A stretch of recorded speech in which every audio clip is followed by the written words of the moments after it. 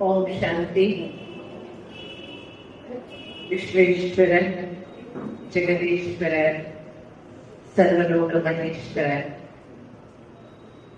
परमात्मा శివుని స్థుతి చేస్తూ కన్నడలో మాట్లాడతాము, తెలుగులో తెలుగు అయితే కన్నడ వచనాలు కన్నడలోనే ఉంటాయి, బస్సులను వచనాలు కన్నడలో ఉంటాయి.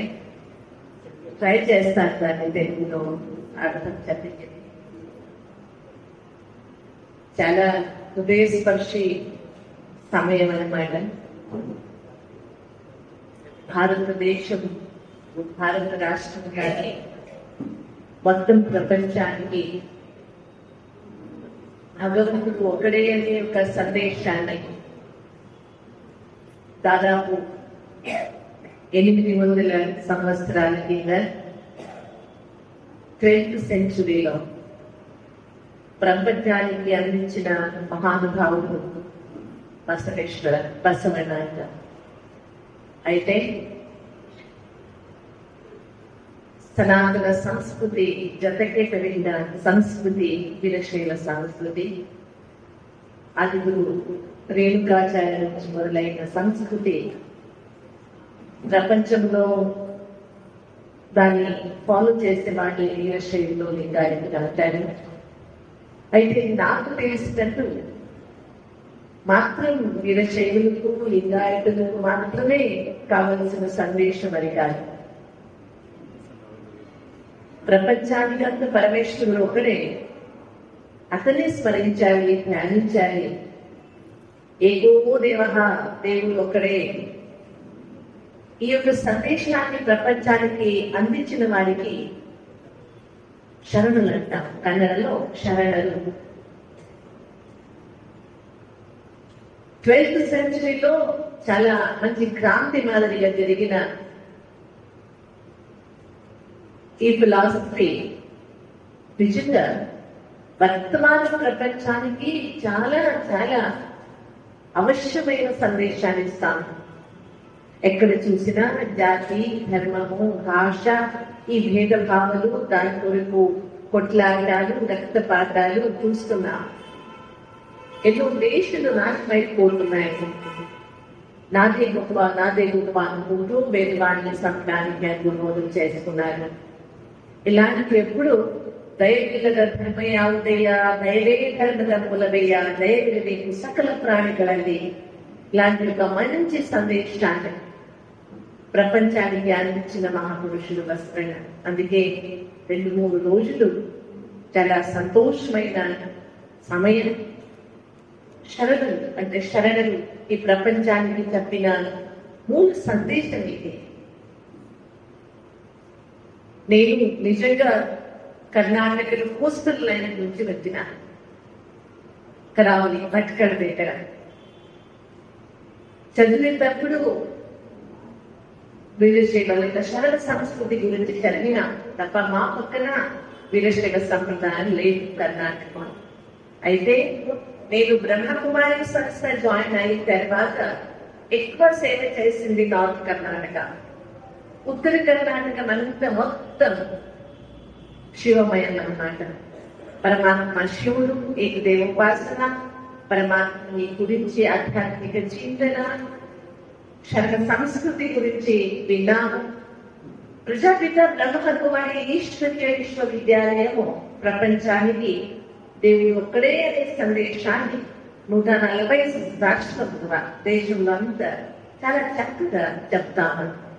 ఇలాంటి ఎప్పుడు వర్తమాన సమయంలో ఈ 2-3 రోజుల్లో కొన్ని విషయాలు, ఎందుకంటే వచన సంస్కృతి అనేది చాలా విశాలమైన సంస్కృతి. ఎన్నో విషయాలు ఉన్నాయి అందులో. అన్ని విషయాలని 2-3 రోజుల్లో 2-3 గంటల్లో మనం వింటామంటే అది సాధ్యం కాదు. ఎంతవరకు సాధ్యం అవుతుంది? చిన్నానికి మన వర్తమాన జీవితానికి కావలసిన అతి శ్రేష్టమైన వచన సందేశాన్ని వింటాం. ప్రత్యేకంగా బసవಣ್ಣ, అక్క మహాదేవి, అల్లమ్మ ప్రభు, వీరి ముగ్గురు పేరు అందరూ తెలియజేస్తారు. అయితే ఎంతో మంది శరణులు ఉన్నారు. అమ్మిగర చౌడయ్య, దేవర దాసమయ్య, ముప్పిన షడక్షరి ఇలాంటి ఎంతో మంది శరణులు ఉన్నారు. చాలా చక్కగా నాకు చిన్నప్పుడు ఒక వచనం చాలా నచ్చేది. ಕಡೆದ ಬಂಡಿ ಒಡೆಗೆಡುವುದು ಮಾಮೂಲೆ ಕಡೆ ಬೀರಿ ಬಂಡಿಯಾಗಾಡ ಕಡುತಲು ವೇದಿದ ಒಡೆದೆಂಬ ಬಂಡಿಗೆ ಮೃದ ಶರಣರ ನುಡಿಗಡನವೇ ಕಡೆ బీరు కానాడ. చాలా మందికి కన్నడ మంచి వాళ్ళకి కూడా ఇది అర్థం కలుగుతుంటాను నేను. ఎందుకంటే ఆ శబ్దాలు 12th century దానికంటే వెనకం ఉండేవి. కడగీళ్ళగా బండి కొడగెడుವುದು మామూలే అంటే మీరు బండి చూస్తుంటారు. ఆ బండికి 2 చక్రాలు ఉంటాయి. ఆ చక్రాలు పాల్గొందంటూ ఒకటి వేసింది కదా, దానికి కీళ్ళు అంటారు. కడగీళ్ళు ఆ కీళ్ళు లేకపోతే ఆ చక్రాలన్నీ 2 దఫా పక్కన అయిపోతాయి. అప్పుడు బండి మూసిపోతాయి అన్నమాట. అలాగే ప్రతి ఒక్క మనిషి జీవితానికి మంచి మాటలు చాలా కదా. చిన్నప్పటి నుంచి మంచి మాటలు దృఢశరణ నుడిగడన అంటే ఎవరు సంతులు ఉన్నారు, శరణులు ఉన్నారు, దాసులు ఉన్నారు, శ్రేష్టమైన వ్యక్తులు ఉన్నారు, మహాత్ములు ఉన్నారు. అలాంటి ఒక శ్రేష్టమైన సందేశాన్ని జీవితంలో తీసుకువస్తే అప్పుడు జీవితం శ్రేష్టం అవుతుంది అని ఒక చిన్న నేను అనుకుంటాను 5th standard 5th class చదివేటప్పుడు చదివినాము. ఎంత శ్రేష్టమైన సందేశాన్ని తీసుకుంది. ఇంకొక వసరణ వచనం మీకు తెలుసు, అయ్యా ఎందరి స్వర్గ ఎడవో ఎందర నరక. ఇది విన్నాము. అంటే వేరే వాళ్ళని చూసి అయ్యా అంటే ప్రీతిగా సత్కారంగా సన్మానంగా మాట్లాడితే వాళ్ళు స్వర్గం, అది జీవితమే స్వర్గం. స్వర్గం చేరుకుంటే ఎప్పుడో స్వర్గం అనేది కాదు. అలాంటి మాటలు నేను మాట్లాడితే ఎదురు నుంచి అలాంటి మాటలే వస్తుంది. నేను ఎవరినైనా అహంకారంలో అస్థేగా మాట్లాడిస్తే ఆ జీవితమే నరకము. అంటే నీ మాటల్లో స్వర్గం ఉంది. నీ మాటలు ఎలా ఉండాలి, దీని గురించి ఎంత చక్కమైన ఎంత శ్రేష్టమైన వచనాలు ఉన్నాయంటే ನುಡಿದರೆ ಮುಟ್ಟಿನ ಆನಂದಂ ತಿರಬೇಕು, ನುಡಿದರೆ ಸ್ಫಟಿಕದ ಶಲಾಕಿಯನ್ನು ತಿರಬೇಕು, ನುಡಿದರೆ ಅಪೇಕ್ಷೆ ఆవుదవు ఎంత మంచి మాటలు ఎలా ఉండాలి అనేది దాని గురించి. అయితే మొత్తం నేను స్టార్టింగ్ లో ఏం చెప్పాలనుకుంటున్నానంటే కేవలంగా భగవంతుని గురించి ఆధ్యాత్మికత గురించి దాని గురించి చాలా చక్కమైన శ్రేష్టమైన వచనాలు ఉన్నాయి. అది తప్ప మా జీవితం ఎలా ఉండాలి, ఎలా మాట్లాడాలి, ఎలా కూర్చోవాలి, ఎవరైనా వస్తే ఎలా వాళ్ళని ఎదుర్కొనాలి, దీని గురించి అంటే వే ఆఫ్ లైఫ్ జీవితం ఎలా ఉండాలనేది కూడా వచన సంస్కృతిలో చాలా శ్రేష్టమైన మార్గదర్శనం దొరుకుతుంది. నేను భగవద్గీత గురించి అధ్యయనం చేసేటప్పుడు సిద్ధాంత శిఖామణి గురించి కూడా అధ్యయనం చేస్తాను. ఎలా సనాతన సంస్కృతిలో భగవద్గీత ఉంది, విరుషణ సంస్కృతిలో సిద్ధాంత శిఖామణి అది శంకరాచార్య నాగేష్ రేణుకాచార్య రాసినటువంటి పుస్తకం ఉందన్నమాట. అక్కడ చాలా భేదాలు చాలా శ్రేష్టమైన ఈక్వాలిటీ కనిపిస్తుంది అన్నమాట. చాలా శ్రేష్టమైన ఈక్వాలిటీ కనిపిస్తుంది. అందువల్ల ఇప్పుడు నేనేమంటున్నా అంటే 3 రుచులు శరణుడు శివ పరమాత్మను ఎలా చూసినారు. శివ అంటే వాళ్ళ దృష్టికోణంలో ఎవరు ఎలా కనుక్కోవాలి, ఎలా తెలుసుకోవాలి, మన సంబంధాలు పరమాత్మ శివుడు ఎలా ఉండాలి, దాని గురించి వచనాలు ఏమంటే దాని గురించి కొంచెం చింతన చేస్తాం. ఎందుకంటే చాలా విషయాలు మీద వాస్తు థింకింగ్ ఉన్నారు తెలుగుంది.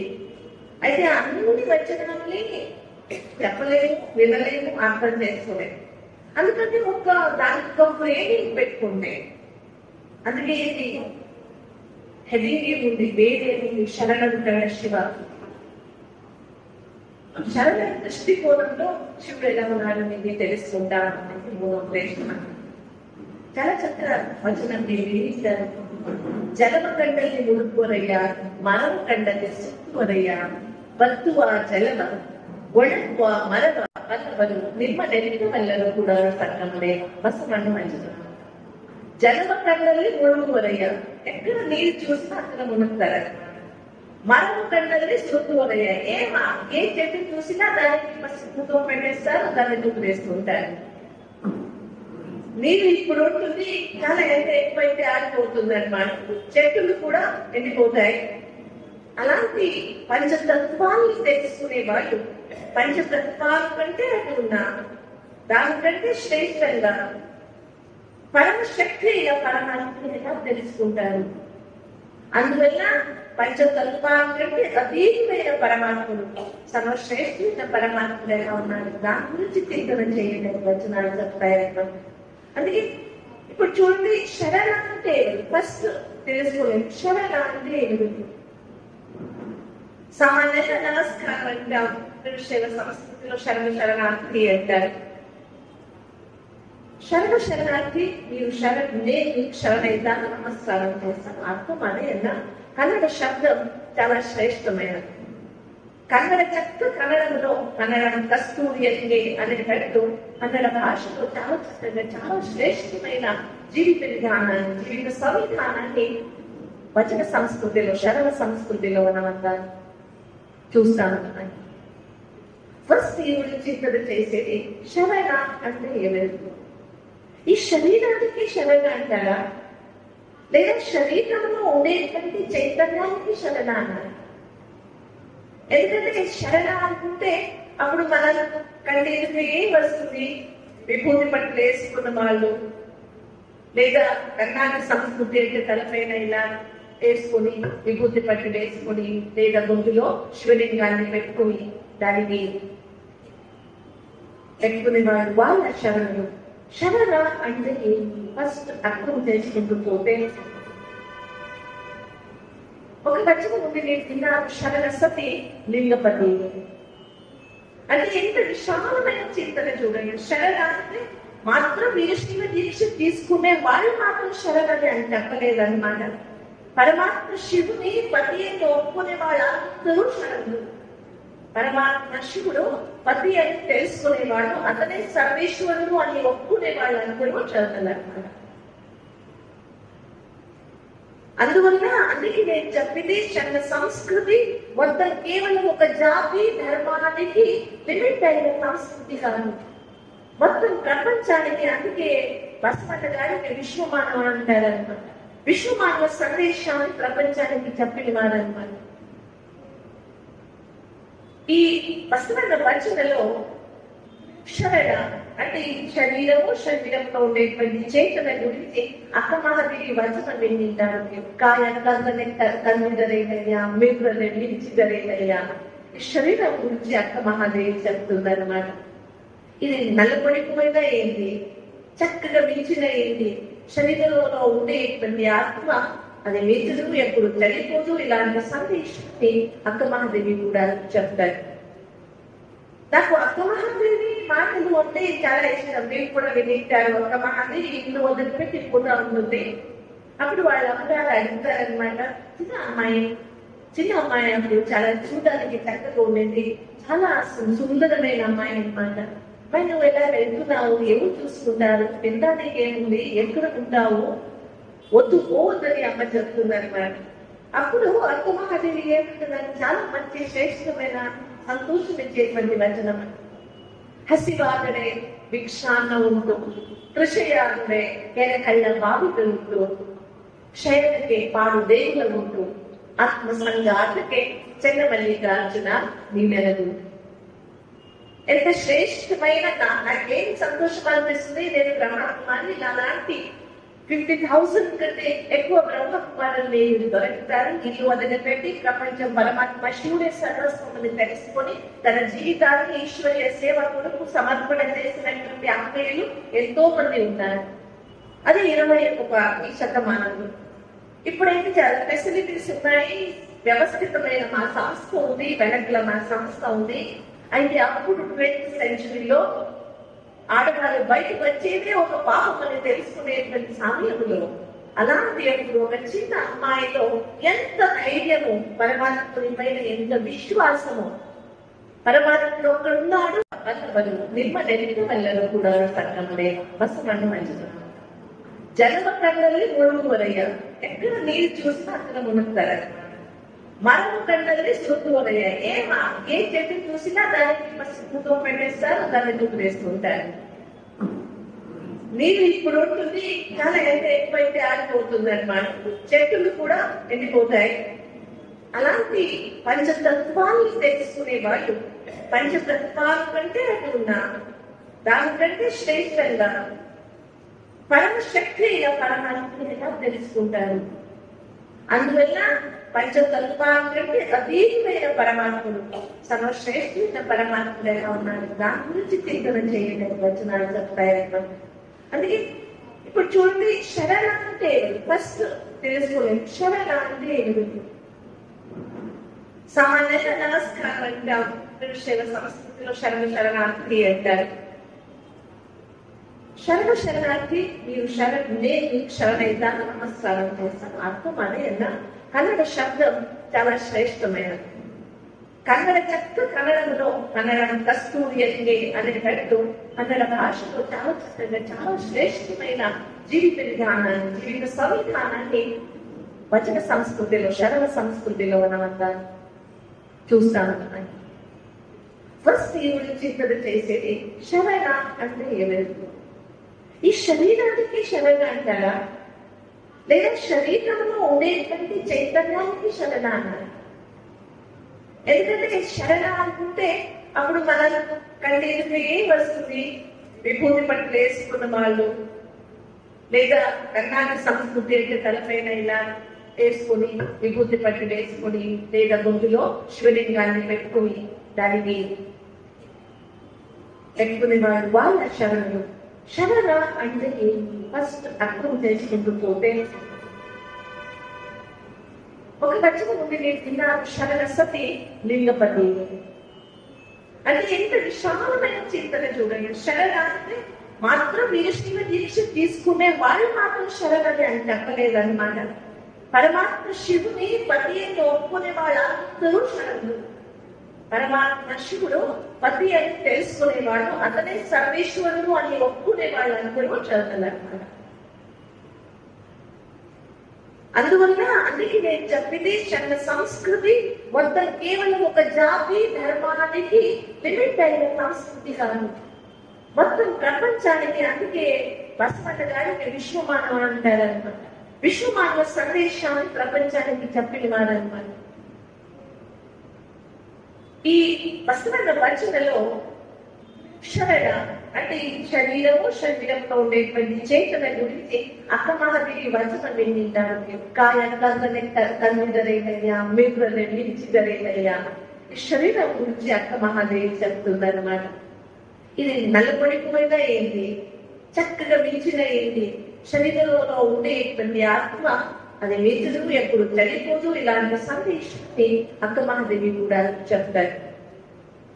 నాకు అక్కమహాదేవి మాటలు అంటే చాలా ఇష్టం. మీరు కూడా వినింటారు. అక్కమహాదేవి ఇల్లు వదిలిపెట్టి కూడా ఉంటుంది. అప్పుడు వాళ్ళ అమ్మగారు అడుగుతారనమాట, చిన్న అమ్మాయి అప్పుడు చాలా చూడడానికి చక్కగా ఉండేది, చాలా సుందరమైన అమ్మాయి అనమాట.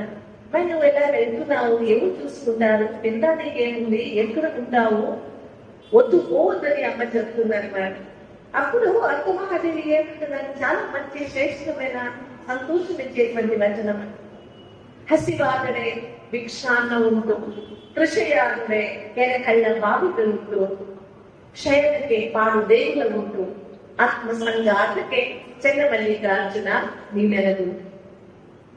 ఎంత శ్రేష్టమైన నాకేం సంతోషం అనిపిస్తుంది. నేను బ్రహ్మకుమారిని, అలాంటి 50,000 కంటే ఎక్కువ బ్రహ్మకుమారులు దొరుకుతారు. ఇల్లు వదిలిపెట్టి ప్రపంచం పరమాత్మ శివుడే సర్వస్వమని తెలుసుకొని తన జీవితాన్ని ఈశ్వర్య సేవ కొరకు సమర్పణ చేసినటువంటి అమ్మాయిలు ఎంతో మంది ఉన్నారు.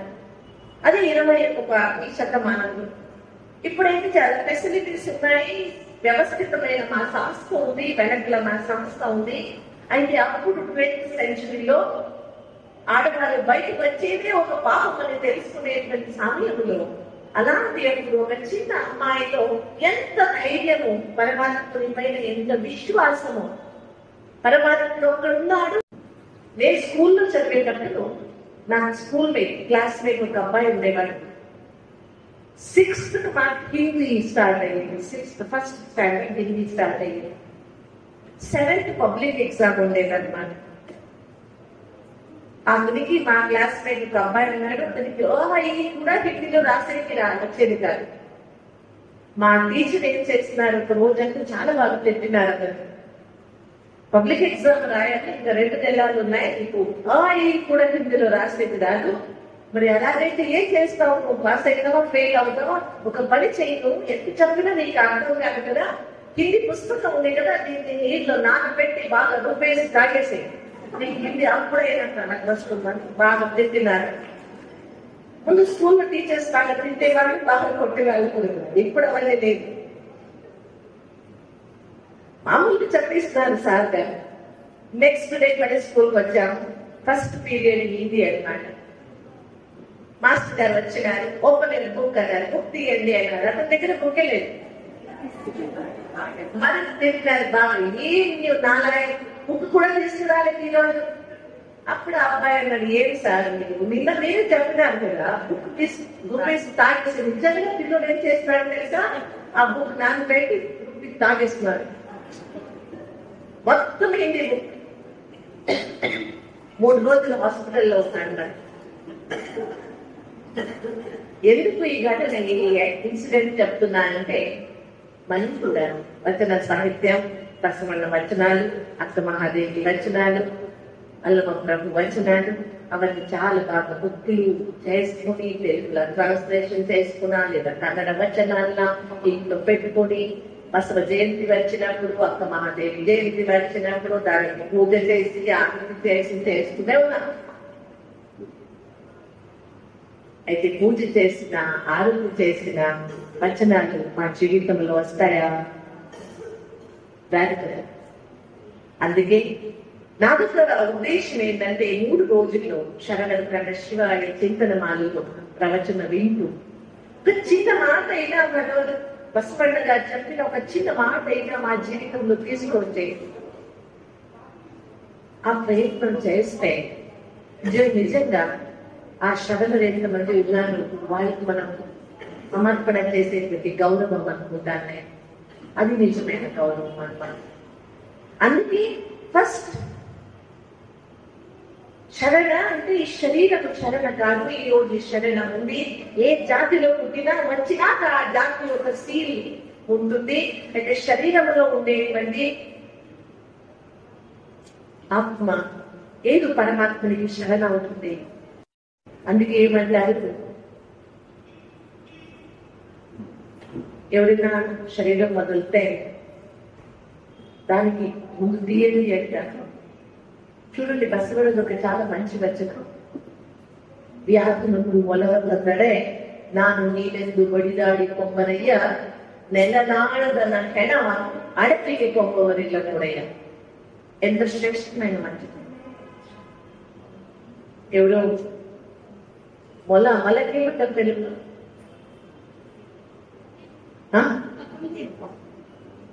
అర్థమైందా? మీ ఎవరైతే చెప్పండి. మొల అంటే ఖర్గోష్.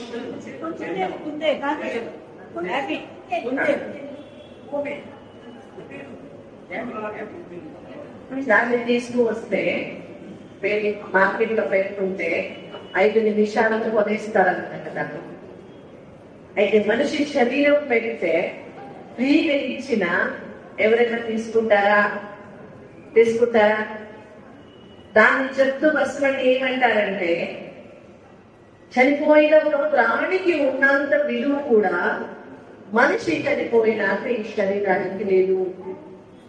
అంటే శరీరము సాధన మాత్రమే తప్ప పరమాత్మనికి శరణయ్యేది, పరమాత్ముడు సర్వస్వం అని అనుకునేది, తెలుసుకునేది, అనుసరణ చేసేది, ఆచరణ చేసేది ఎవరు?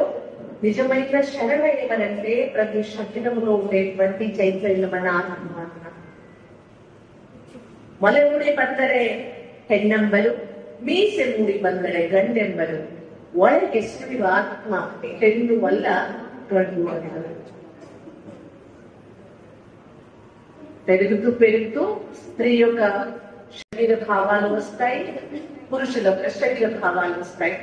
అవి వస్తే పురుష స్త్రీ అంటారు. అయితే ఆ స్త్రీ పురుషంలో కానీ పురుష శరీరంలో కానీ ఉండేటువంటి ఆత్మ స్త్రీ కాదు, పురుషు కాదు. నాకు నేనేమనుకున్నానంటే, ముందు చదివేటప్పుడు స్కూల్ లైఫ్ లో వచన సంస్కృతి, శరణ సంస్కృతి అంటే చాలా శ్రేష్టమైన సంస్కృతి, చాలా ఈక్వల్. మన సంస్కృతిలో నేను చూసినాను చిన్నప్పుడు ఈ వైష్ణవ శైవ సాంప్రదాయం ఉంటుంది సనాతనలో. శంకరాచార్య ఫాలోయర్స్, మధ్వాచార్య ఫాలోయర్స్ ఉంటారు.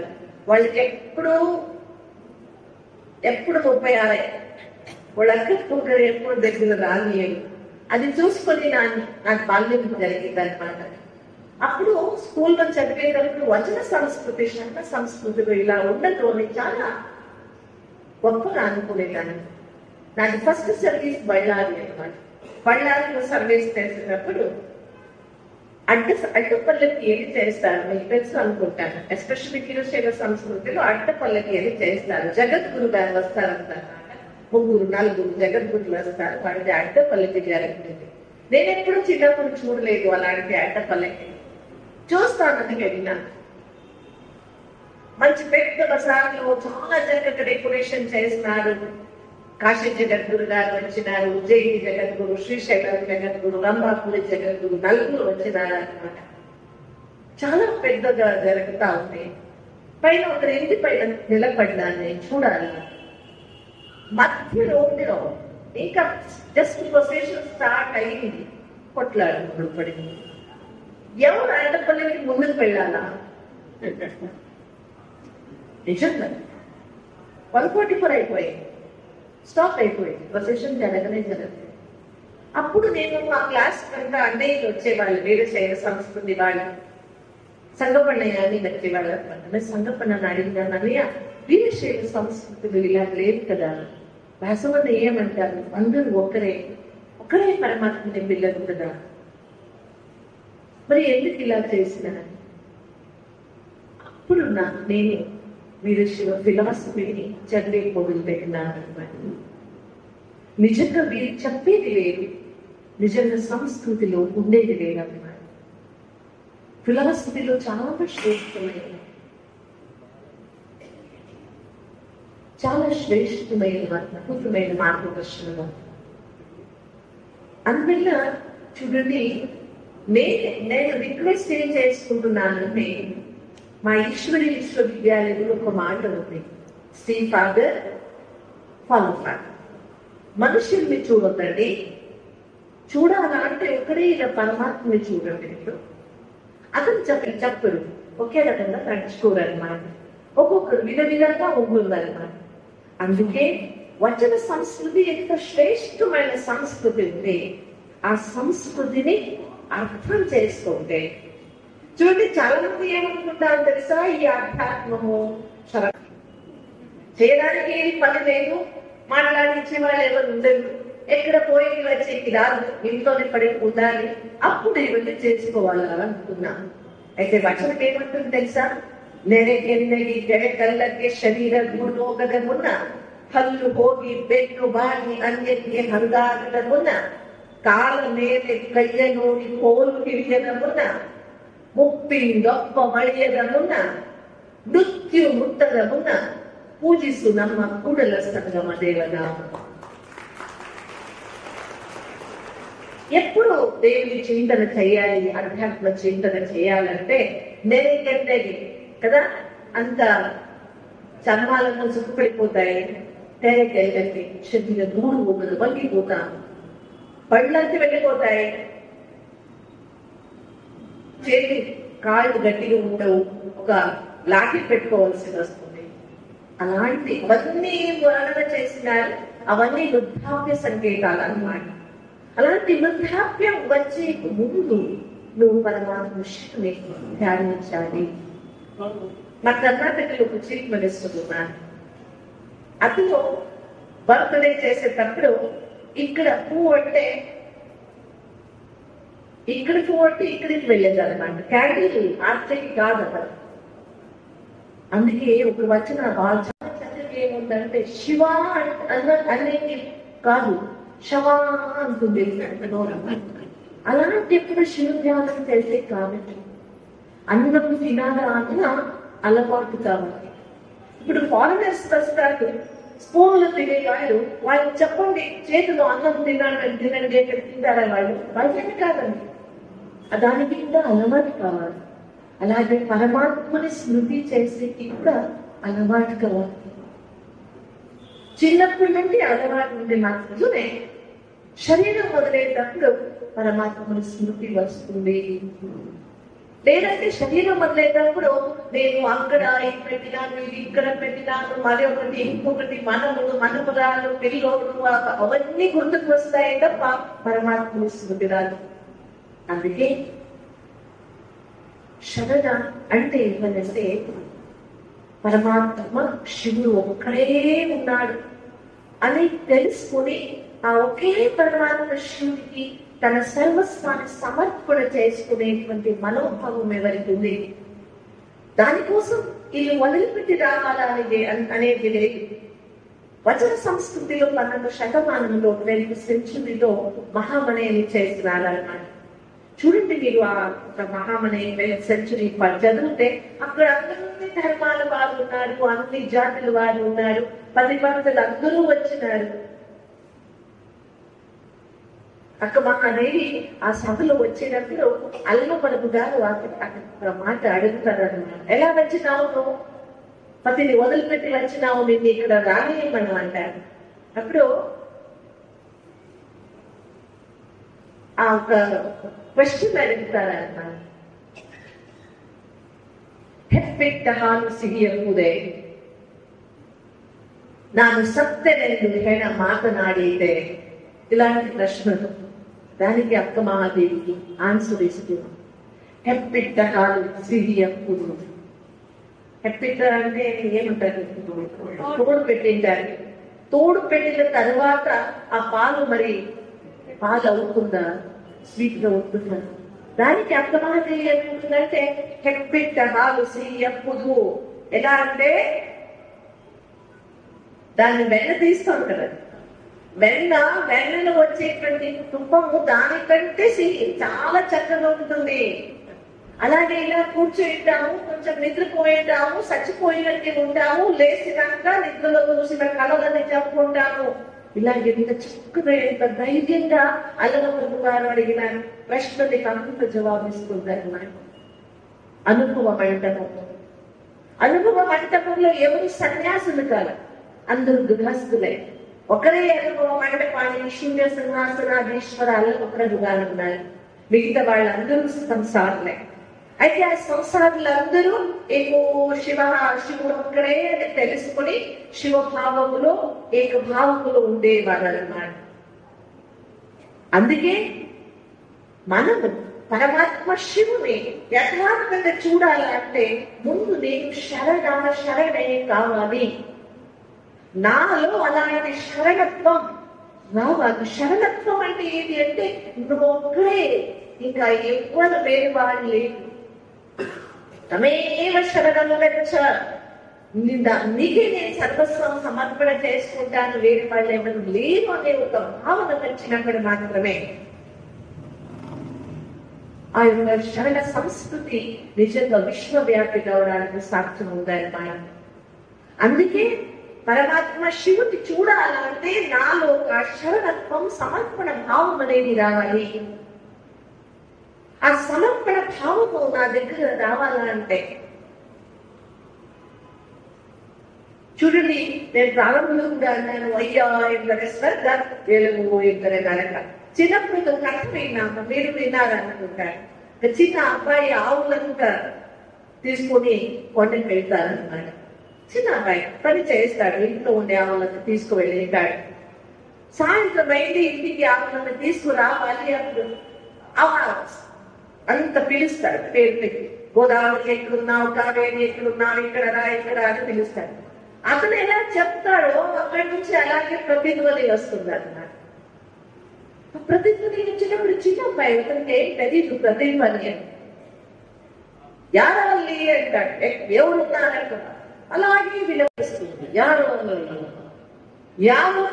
అంటాడు, ఎవరు అంటాడు. అప్పుడు అంటున్నది ఆశ్చర్యమైన, నేను చెప్పినది చెప్తాడు. ఎవరు ఎదుర్కొండ మీద ఇంకెవరు ఉన్నారు, నాకు ఇన్సల్ట్ చేస్తున్నానని తెలుసుకొని పరిగెత్తి ఇంటికి వస్తాడు. వచ్చి చెప్తాడు, అమ్మా ఎదుర్కొండ మీద ఎవరు ఉన్నాడు, నేను చెప్పినది చెప్తాడు, నాకంత అసహ్యం చేస్తాడు. ఇప్పుడు అమ్మకు తెలిసిపోయింది ఏమైంది అని. అమ్మ ఏమంటుంది, నువ్వు రేపు తీసుకువెళ్తాను రావాలి, అక్కడ పోయినాక నీవేం చెప్పు అన్నా, ఎవరు నాకు అని అడుగు, నేను నీతో దోస్తి చేసుకోవాలా అని అడుగు, చూడు ఎదుర్కొండి వాడు ఏం మాట్లాడతాడు చూస్తామని. పిల్లడు వెళ్ళిపోతాడు, నెక్స్ట్ డే మరి ఆమె తీసుకు వెళ్తాడు, అన్ని గోల్ అన్ని వస్తాయి, అన్ని మొదలుపెట్టి అమ్మ చెప్పినట్టు చెప్తారు. అన్నా నువ్వెవరన్నా అంటాడు.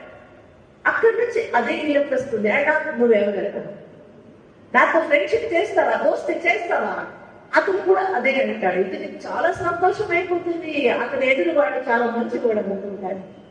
అయితే ఆ పిల్లోడికి తెలియదు అన్నమాట, అక్కడ ఎవరు లేదు, ఉన్నది ఏది తనదే ప్రతిధ్వని. అందుకే చాలా మంచి మాట ఏమంటే, ప్రతిధ్వనిని చేంజ్ చేసేది కాదు, ధ్వని చేంజ్ చేసుకో. ముందు ఏది చేంజ్ కావాలి, నా ధ్వని చేంజ్ అయితే ఆటోమేటిక్ ప్రతిధ్వని కూడా మారిపోతుంది. మనం ఇప్పుడు ఏం చేస్తున్నాం, ఎదురు వాళ్ళు మారితే ఇతను మారాలి, ఇతను మారాలి, ఇతరులు మార్పు రావాలి, అది మార్పు తీసుకొస్తాం, ప్రపంచంలో మార్పు తీసుకొస్తాం అనుకుంటున్నాము. అయితే మార్పు ఎక్కడి నుంచి కావాలి, ఫస్ట్ ఎక్కడి నుంచి స్టార్ట్ కావాలి. అదే అయ్యా ఎందరే స్వర్గ ఎదుగుతుందరే. నేను ఎలా వెళ్తానో రిఫ్లెక్షన్ అది నీకు అలాగే ఉంటుంది, ప్రతిధ్వని అలాగే ఉంటుంది. అందుకే నేను ఒక్కడే పరమాత్మని తెలుసుకుని నా స్వభావములో, నా వర్తనలో, నా మాటలలో, నా దృష్టిలో పరివర్తన తెచ్చుకుంటే నేను పరమాత్ముడు ఒక్కడే ఉన్నాడు. చూడండి, బసవన్న వచనం చాలా ఫేమస్ అయిన ఒక వచనం, అందరూ చెప్తారన్నమాట. మొన్న కర్ణాటకలో ఒక మినిస్టర్ తప్పుగా చెప్పి చాలా ట్రోల్ అయినారు ఈ వచనం. ಇವನಾದವ ಇವನಾದವ ಇವನಾದವ ಎಂದೆಂದಿದೆಯಯ್ಯ ಇವನಮ್ಮವ. ఎందుకు ಇವನಮ್ಮವ అంటే ಇವನమ్మ కూడల సంగన మనయ మగ. ఎంత చాలా చక్కగా శ్రేష్టమైన వచనం. వీడెవరని అడగొద్దండి, ఇతను నా ఇంటి పిల్లలు, ఎందుకంటే నా ఇంటి అతను, ఎందుకంటే నేను ఇతను ఇద్దరు ఎవరి పిల్లలు, ఎంత శ్రేష్టమైన వచనం అన్నమాట.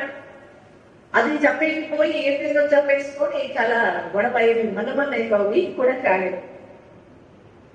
ఇంపార్టెంట్ ఏంటి తెలుసా, శబ్దాలు. నేనేమనుకుంటాను, ఇప్పుడు ప్రపంచంలో చాలా మంది ఏం మాట్లాడతారు తెలుసా, నా మాటలు కొంచెం రఫ్ ఉంటాయి, నా హృదయం చాలా మంది ఇదే మాట చెప్తారా. ప్రపంచం మీ మాటలు చూస్తుందా, మీ హృదయం చూస్తుందా, ఏం చూస్తుంది? అందుకే మాటలు ఎలా ఉన్నాయి, ఎలా ఉండాలి, ನುಡಿದರೆ ಮುತ್ತಿನ భారతీరమే స్ఫటికద శలాకి అందిరమే. అంత స్పష్టంగా ఉండాలి, అంత చక్కగా ఉండాలి, సంతోషంగా ఉండాలి.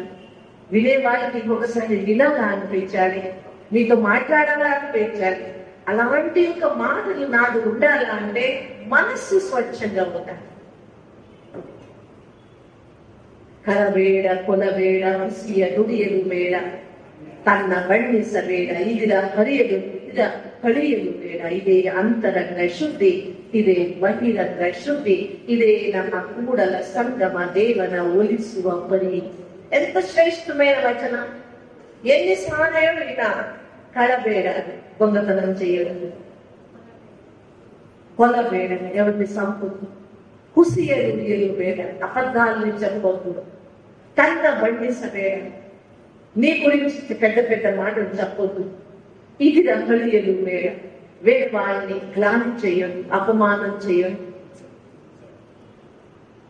ఇది అంతరంగ శుద్ధి. బహిరంగ అంతరంగం స్వచ్ఛంగా ఉంటే బహిరంగంలో బాహ్యంలో స్వచ్ఛత వచ్చేస్తుంది. పరమాత్మ శివుడు బసవన్న అంకిత నామం కూడా సంగం కదా. పరమాత్మ శివుని వేరే పేర్లు పెట్టుకున్నారన్నమాట. అల్లముఖను గుహేశ్వర అని పెట్టుకుంటే, అక్క మహాదేవి చెన్నమల్లికార్జున అని పెట్టుకుంటే, బసవన్న కూడల సంగమ దేవాన్ని పెట్టుకున్నారు. ఇవన్నీ పరమాత్మ శివుని వేరు వేరే పేర్లు అన్నమాట. దాని గురించి కూడా వచనం ఉంది. దేవనవ్వ నా ಹಲವು ಪರಮ ಪತಿರುತ್ತೆಗೆ ಪ್ರತಿಯೊಬ್ಬನೇ ಹಲವು 12 ಜನರೆದ್ದು మాట్లాడಬೇಡ. దేవుడు ఒక్కడే. ఎన్ని శబ్దాలు చెప్పినా, ఎన్ని భాషలు చెప్పినా ఉండేది మాత్రం పరమాత్ముడు ఒక్కడే. అతను ఒకడే శివుడు. అందువల్ల ఇంపార్టెంట్ ఏంటి, ఇప్పుడు ఈ సమస్య ఏమైందో తెలుసా? చాలా వాళ్ళు చదువుకున్నాం, చక్కగా చదువుకున్నాం, చదివేకి వస్తుంది, చెప్తాము, భాషణాన్ని చేస్తాము, వ్యాఖ్యానాన్ని చేస్తాము, పాడతాము. అయితే లోపల ఎలా ఉంది? మా పక్కన, నేను కర్ణాటక మలనాడు ఏరియా నుంచి వస్తాను. మలనాడు మీకు తెలుసు లేదు అనుకుంటా. Karnataka hilly area, western ghat. మా పక్కన ఒక సంస్కృతి ఏముందంటే, ఎవరైనా ఇంటికి వస్తే ఒక చెంబులో నీరు పెడతారు, కాలు కడుక్కొని లోపల రాని నమస్కారం చేస్తాను. నేను ఒక ప్రోగ్రామ్ చేస్తాను కొన్ని సంవత్సరాలకి. ఇంటికి ఒక జ్ఞాన గోష్ఠి, ప్రతి ఇంటికి ఒక జ్ఞాన గోష్ఠి చేసేదాన్ని. పల్లెటూరు మా పక్కన చాలా ఇల్లు ఉన్నాం. ఒక ఊరు అంటే 5-10 ఇల్లు ఉంటాయి ఒక ఊరు అన్నమాట. ఎందుకంటే ఎక్కువ అడవిలు ఉన్నాయి, కొండలు ఉన్నాయి. అందులో ఒకరింటికి పోయితే నమస్కారం, నీళ్ళు పెట్టాను, కాళ్ళు కడుక్కుంటాను. చాలా మంచి పితాడి చొంబరన, చాలా చక్కగా చిన్న మాదిరిగా బంగారు మాదిరిగా అది నిలుస్తాము. దాన్ని ఎత్తి కాళ్ళ మీద నీళ్లు వేసుకోవాలి. అంత లోపల ఆ చొంపు పడిపోయింది. ఎందుకు పడిపోయిందంటే లోపల దాంట్లో ఏముంది, జిడ్డు ఉంటుంది, అందుకే జారిపోయింది. ఆ రోజు నాకు ఒక మాట గుర్తొచ్చింది. బయట చూస్తే బంగారు మాదిరిగా ఉంది ఆ చొంపు, లోపల చూస్తే జిడ్డు పడి. అప్పుడు ఒక మాట అర్థమైంది, బయట కడిగిన వాళ్ళంతా లోపల కడగాలనేది గ్యారెంటీ లేదు. లోపల కడిగిన వాళ్ళు బయట తప్పకుండా కడగాలి. అది ఫస్ట్ ఎక్కడ కడగాలి? Inside out, inside out, out side in కాదు, బయట నుంచి వచ్చేది కాదు. ఫస్ట్ ఎక్కడి నుంచి రావాలి? అది శరణ సంస్కృతి. శివుడు పరమాత్మ, శివుని చూడాలంటే, శరణత్వం నాలో రావాలంటే ముందు స్వచ్ఛత కావలసింది. ఎక్కడ? మంచి మంచి ఇల్లు కట్టుకున్నాము, పెద్ద పెద్ద ఇల్లు కట్టుకున్నాము, చాలా చక్కగా దాన్ని అందంగా పెట్టుకున్నాము, చాలా మంచి గుడ్డలు పెట్టుకుంటున్నాము, ఇస్త్రీ వేసే పెట్టుకుంటున్నాము. మా కారు కొంచెం కూడా గలీజ్ ఉండకూడదు, వాష్ వేసేస్తాము. చెప్పులు చాలా చక్కగా పెట్టుకున్నాం, అన్ని బయట బాగా చక్కగా ఉన్నామండి. అయితే లోపల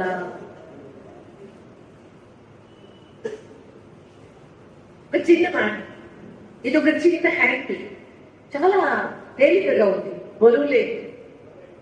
నేను ఇది ఇలా పట్టుకుంటే నాకేమైనా ఉపయోగం అవుతుందా? మీరు పట్టుకుంటే అవుతుందా? అదే ఈ ఖర్చు, ఈ హ్యాండ్ క్లీన్ 2 గంటలు ఇలాగే పట్టుకుంటే అప్పుడే అవుతుందా లేదా? అవుతుందా లేదా? అవుతుంది కదా. జీవితంలో కూడా ఇదే సమస్య. ఎక్కడ ఇలా ఉంది, చిన్న మన ఇక్కడ పెట్టుకున్నాను, ఎన్నో సంవత్సరాల నుంచి పెట్టుకున్నాను. అది పొరుగు అవుతుందా లేదా అనుకున్నదా? ఆమెను చూసినప్పుడంతా, ఆమె పేరు విన్నప్పుడంతా లోపల పొలాల్లో దాని నుంచి బాధ ఎవరికి కలుగుతుంది? సమస్య ఎవరికి అవుతుంది? మనస్సులో అశాంతి ఎవరికి కలిగింది? ఇంటి వాతావరణం ఎవరికి చెడిపోతుంది? అది ఎప్పుడు ఆలోచన చేసేది లేదా అన్నమాట. అందువల్ల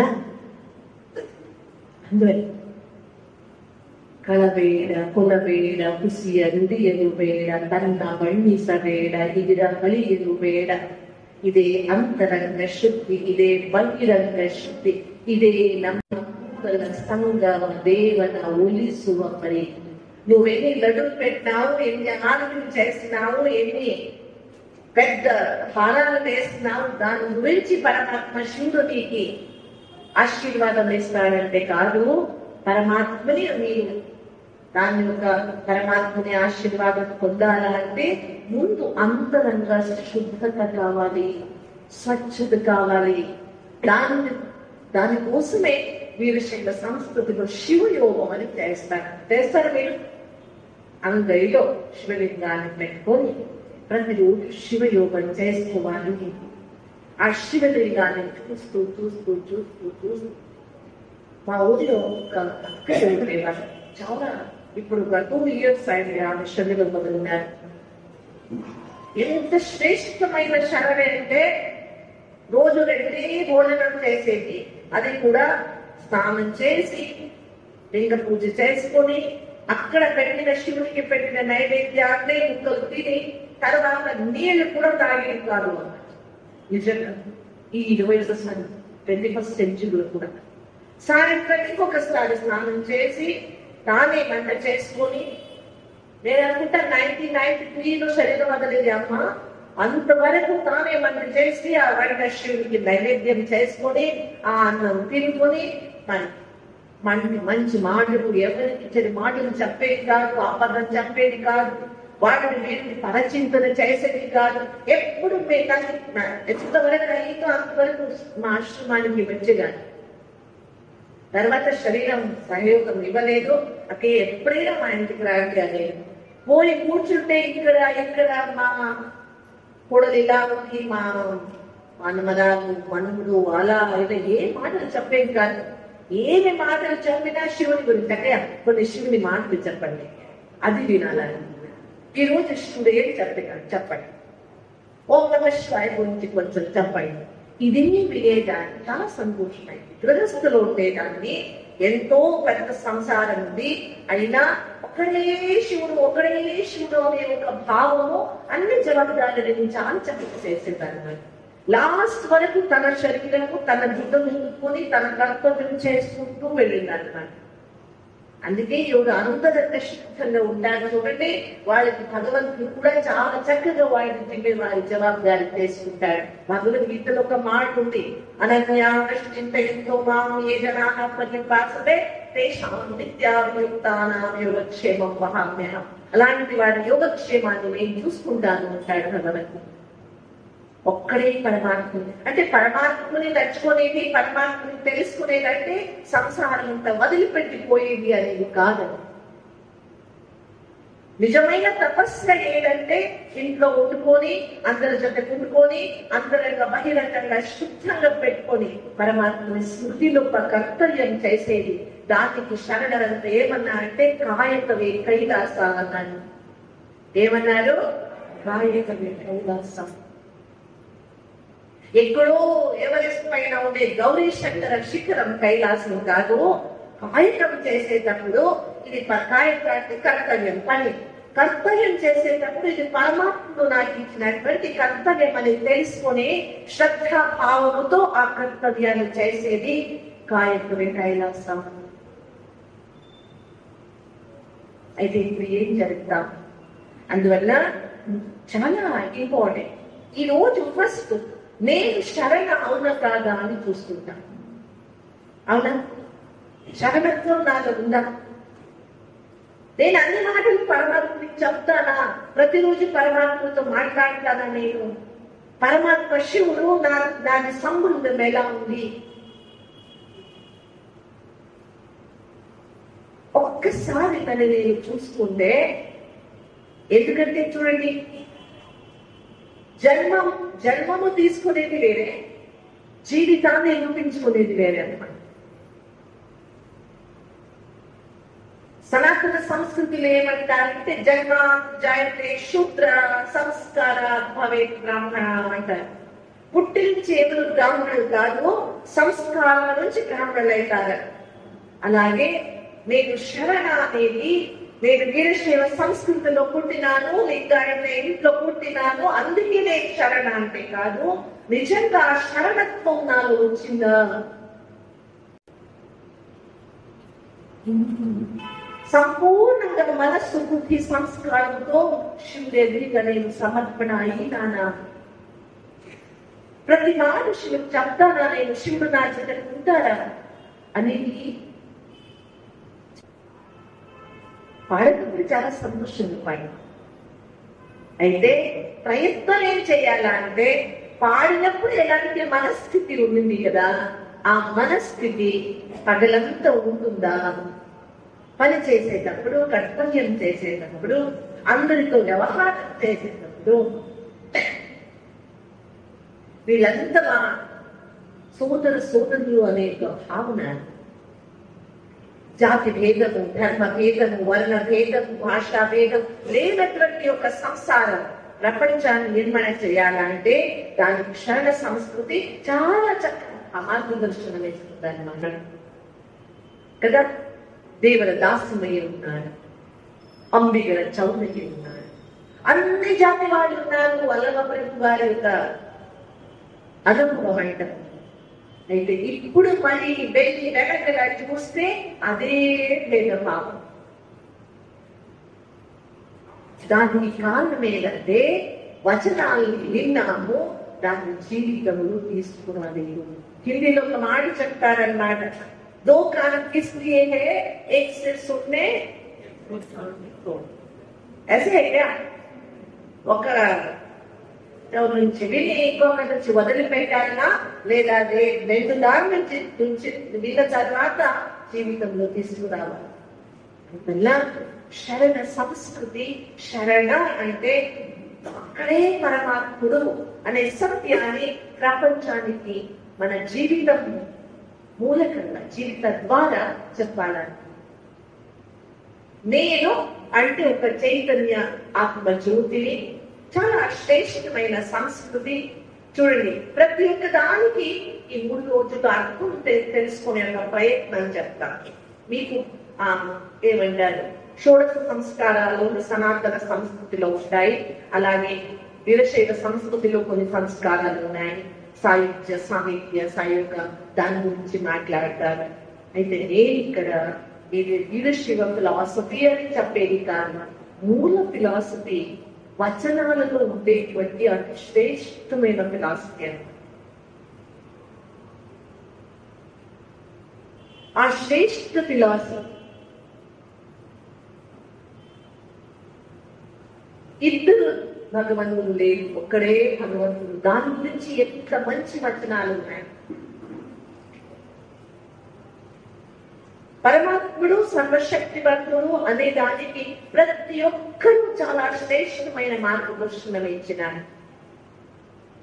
ఎందుకంటే చూడండి, ఇప్పుడు సమస్య ఏమైనా తెలుసా? నేను ఒకసారి గోకర్ణం వెళ్తున్నాను. గోకర్ణం వెళ్ళి కదా, కర్ణాటకలో ఒక శివక్షేత్రం అన్నమాట, చాలా శ్రేష్టమైన క్షేత్రం.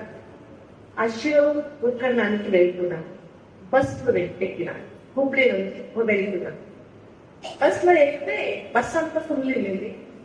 చూస్తున్నా ఎక్కడైనా సీట్ దొరుకుతుందో. సామాన్యంగా ఏం చూస్తాము, బస్సు ఎక్కితే ఆడవాళ్ళు అంటే ఆడవాళ్ళ పక్కన సీట్ దొరికితే మంచిది చూస్తాం కదా.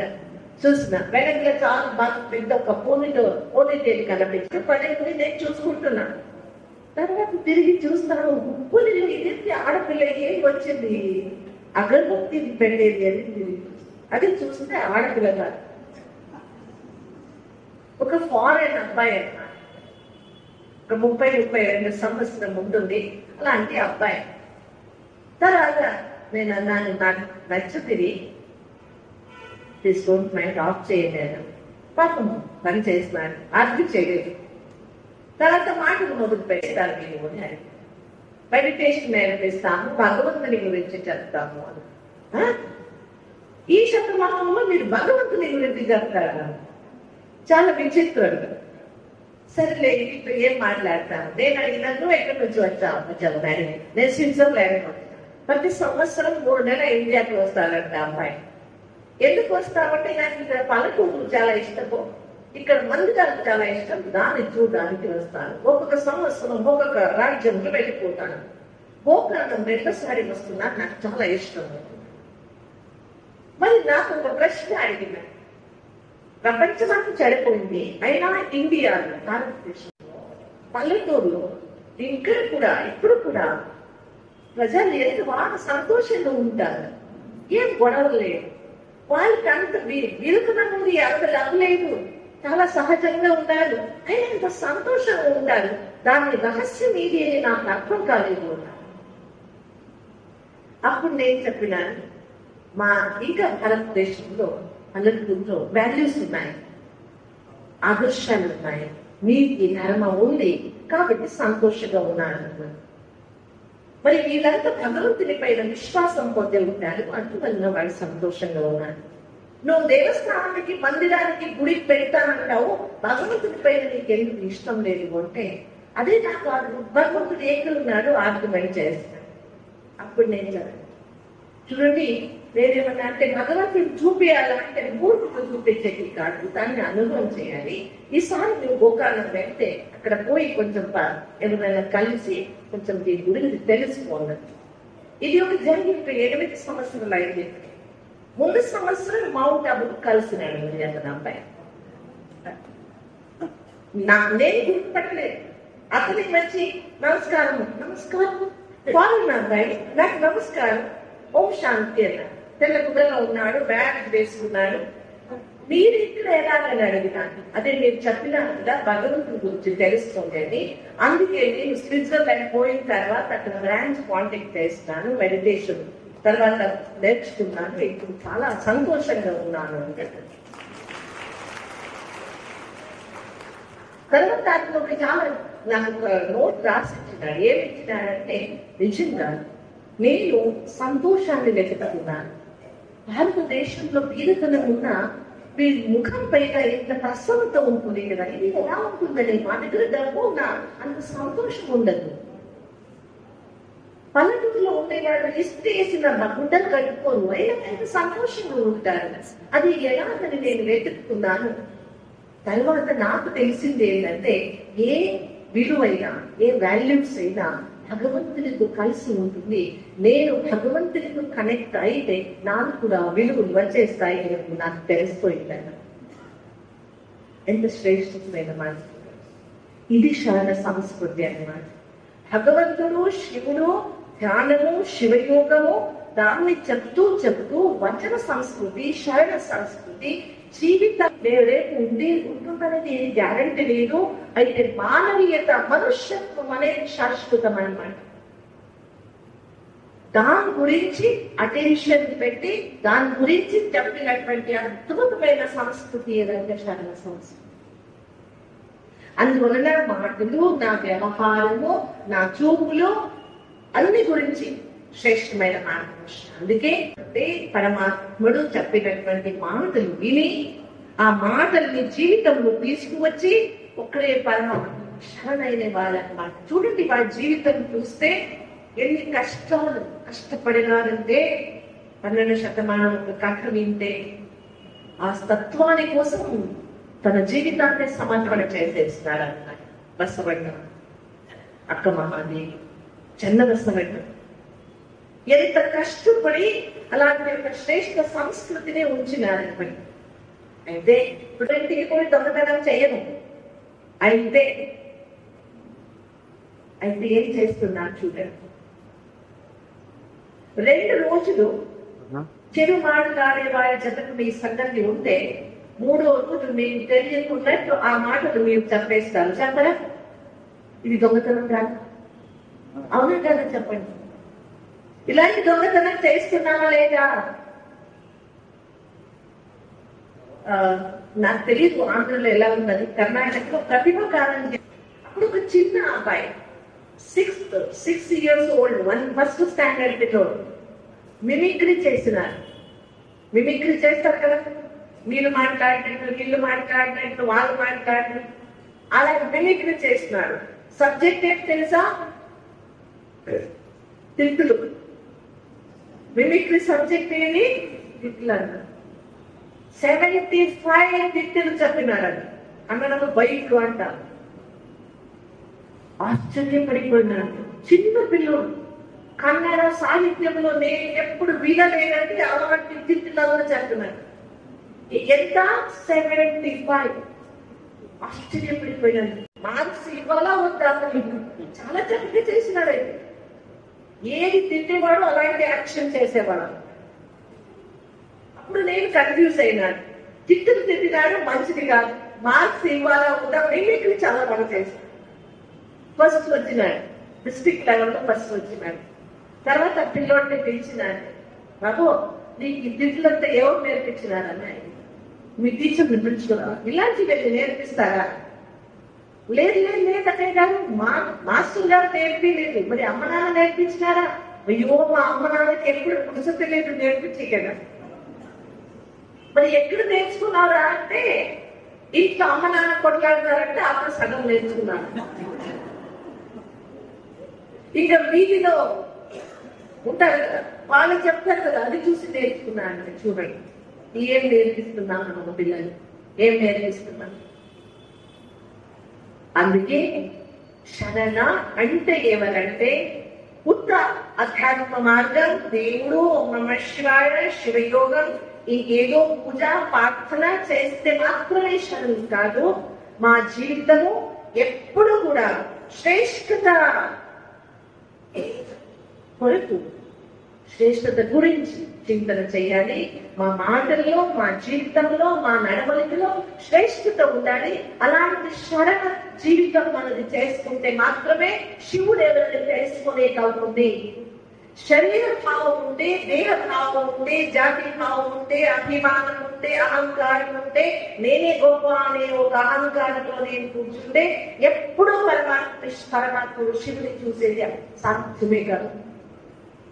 అందుకే శివుడి చూడాలంటే నాలో శరణత్వం రావాలి. ముందు శరీర భావం నుంచి నేను బయటికి రావాలి, అందరిని శుద్ధి చేసుకోవాలి, మనస్సులో ప్రసన్న భావం పెట్టుకోవాలి. ప్రార్థన చేసిన ప్రసన్నవదనం ధ్యాయేత్ సర్వవిఘ్నోపశాంతే.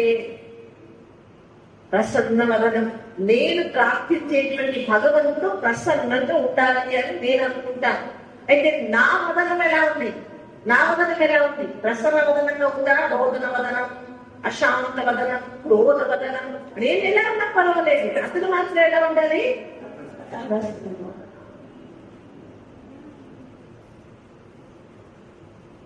అందుకే వెయ్యి మన పరమాత్మ శివుడు అతని గురించి వచన సంస్కృతిని ఏమి చెప్పినారు, ఎంత శ్రేష్టమైన పరమాత్మని పరిచయించినారు, ఎంత మంచి శబ్దాలను చెప్పినారు.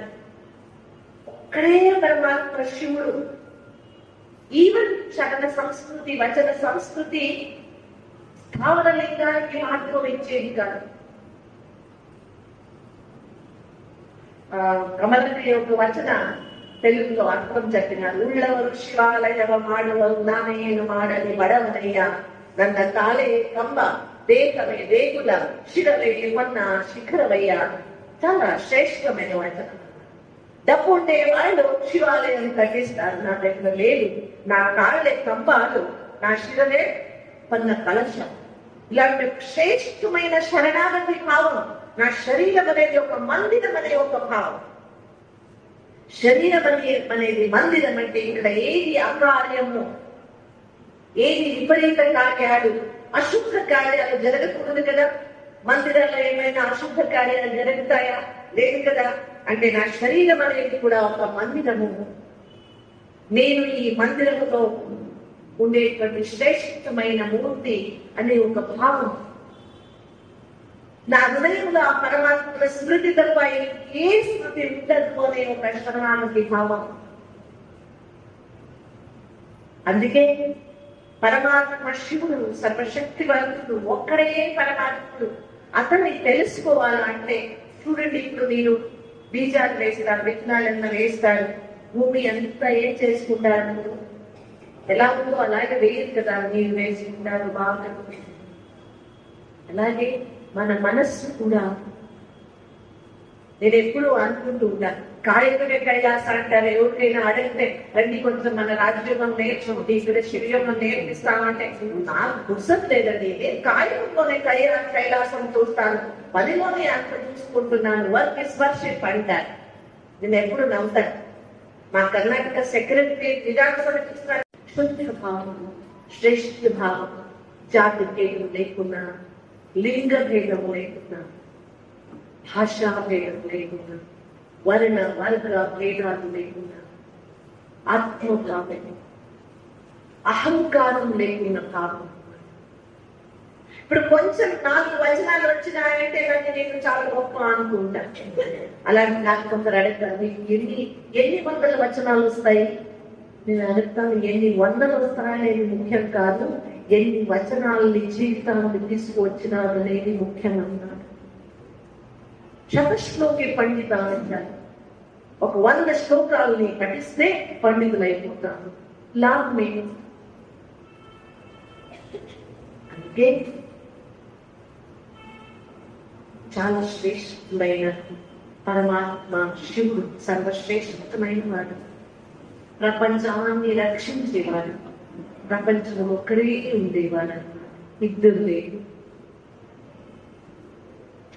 ఇలాంటి సర్వశక్తివంతుడైన పరమాత్మని అర్థం చేసుకోవాలంటే, అలాంటి శివుని చూడాలంటే, అలాంటి శివుని అర్థం చేసుకొని జీవితంలో ఆ సత్యభావం తీసుకురావాలంటే చాలా మంది ఏం లేదు తెలుసా, సత్యము ధర్మం అంటారు కదా, చేత కాదండి నడిచిపోయింది, దానికంటే దాన్ని దూరం పెట్టుకుని నమస్కారం చేసుకుని వెళ్ళిపోయింది చాలా మంది.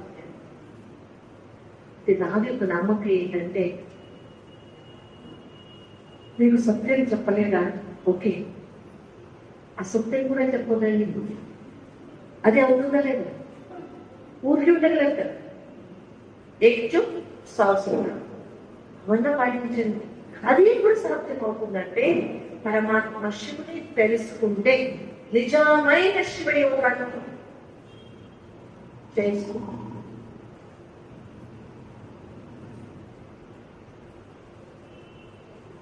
ఈ గురుది చాలా శ్రేష్టమైన,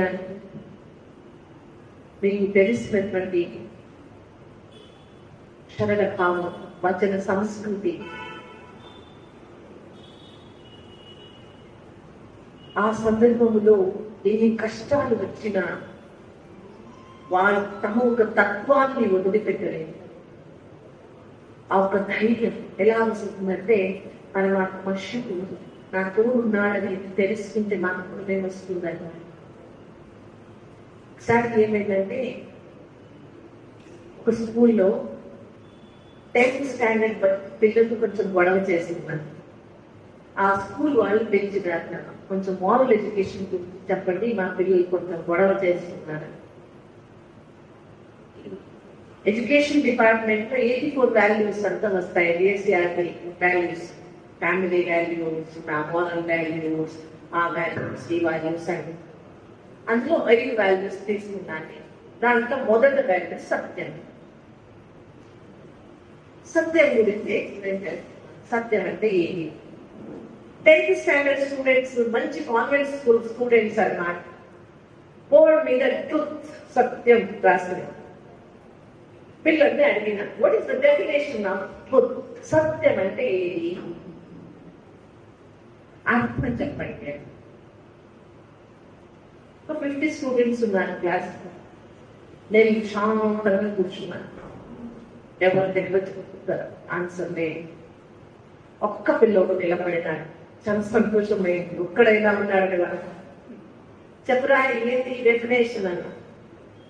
సిస్టర్, ఢిల్లీలో ఎన్నో రాజమార్గాలు ఉన్నాయి, అందులో ఒక రాజమార్గం పేరు సత్య మార్గం అన్నాడు. This is the definition of truth. ఆశ్చర్యపడిన తర్వాత, సత్యం చెప్పాలి నేను, అందుకే నిలబడినాను. సత్య హరిశ్చంద్ర కథ చెప్పిన, తెలుసా అని అడిగిన. నీకు తెలుసు కదా సత్య హరిశ్చంద్ర అంటే ఎవరైనా తెలుసా లేదా? తెలుసు. సత్య హరిశ్చంద్ర కథ చెప్పిన తర్వాత 15 నిమిషాలు పట్టింది మొత్తం కథ చెప్పిన తర్వాత అడిగినాను, what is the moral of the story? ఏం విన్నారు, ఏం అర్థమైంది మీకు? ఇంకొక పిల్లవాడు వేసినాడు, సిస్టర్ చచ్చిపోయినా పర్వాలేదు, సత్యం చెప్పకూడదు అని.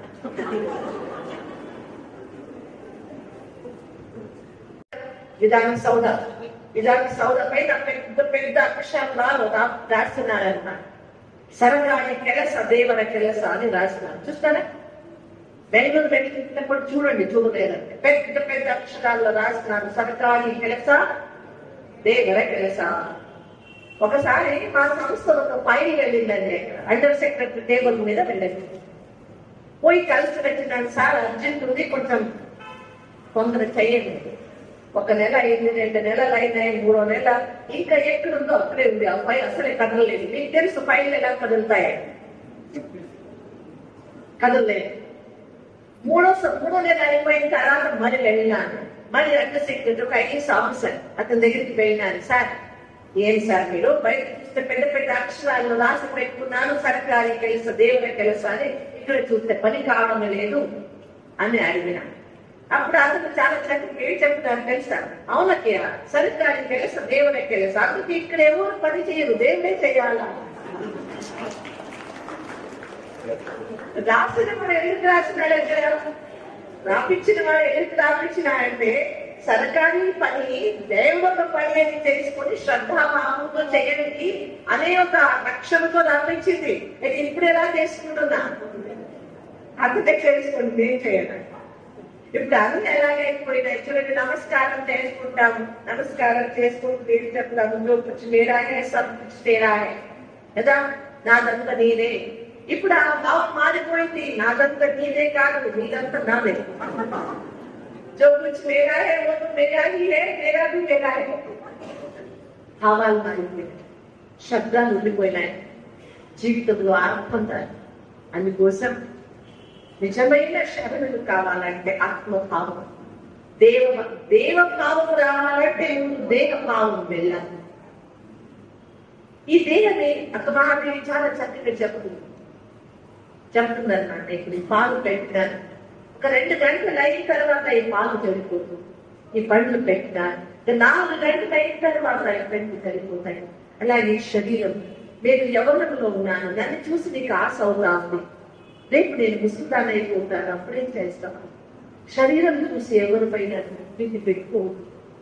పరమాత్ముడు శరీరం చూడాడు, ఎంత చక్కగా చెప్తున్నారు మనం. అందుకే చెప్తుంది, ಸಾವಿಲ್ಲದ ಕೇಳಿಲ್ಲದ ರುಚಿ ಇಲ್ಲದ ಜಗತ್ಕಾರಣವಿದೆ, ಎಡೆ ಇಲ್ಲದ ಕಡೆ ಇಲ್ಲದ ಸೀಮ ಚೆಲುವಂಗೊಲಿದೆ ನಾನು, ಭಯ ಭವವಿಲ್ಲದ ನಿರ್ಭಯ ಚೆಲುವಂಗೊಲಿದೆ ನಾನು, ಈ ಸಾವ ಕೆಳುವ ಗಂಡನಿಗೆ ಒಲೆಯೊಳಗೆ ಕೊಟ್ಟ. ಅರ್ಥమైంದ? ಅರ್ಥ. ಸಾವಿಲ್ಲದ ಕೇಳಿಲ್ಲದ ರೂಹಿಲ್ಲದ ಚೆಲುವಂಗಾನುಡಿದೆ. సావు లేదు, కేడు లేదు, అంటే ఏది చెడు కాదు. పరమాత్మ రూహ స్థూలమైన ఈ ఆకారం లేదు. భయమిల్లద భవమిల్లద నిర్భయ చెలువనుంది. సంసారం లేదు, భయము లేదు. అలాంటి నిర్భయ చెలువ సుందరుడు నా ఈశ్వరుడు. అలాంటి ఎలాంటి శివుడు అంటే సావ కెలువ గడ్డలమైన వలయని నాకు చెడిపోయే వాళ్ళు అలాంటి గడ్డ అంటే వద్దు, నాకు వాళ్ళని తీసుకుపోయి పొయ్యిలు పెట్టు.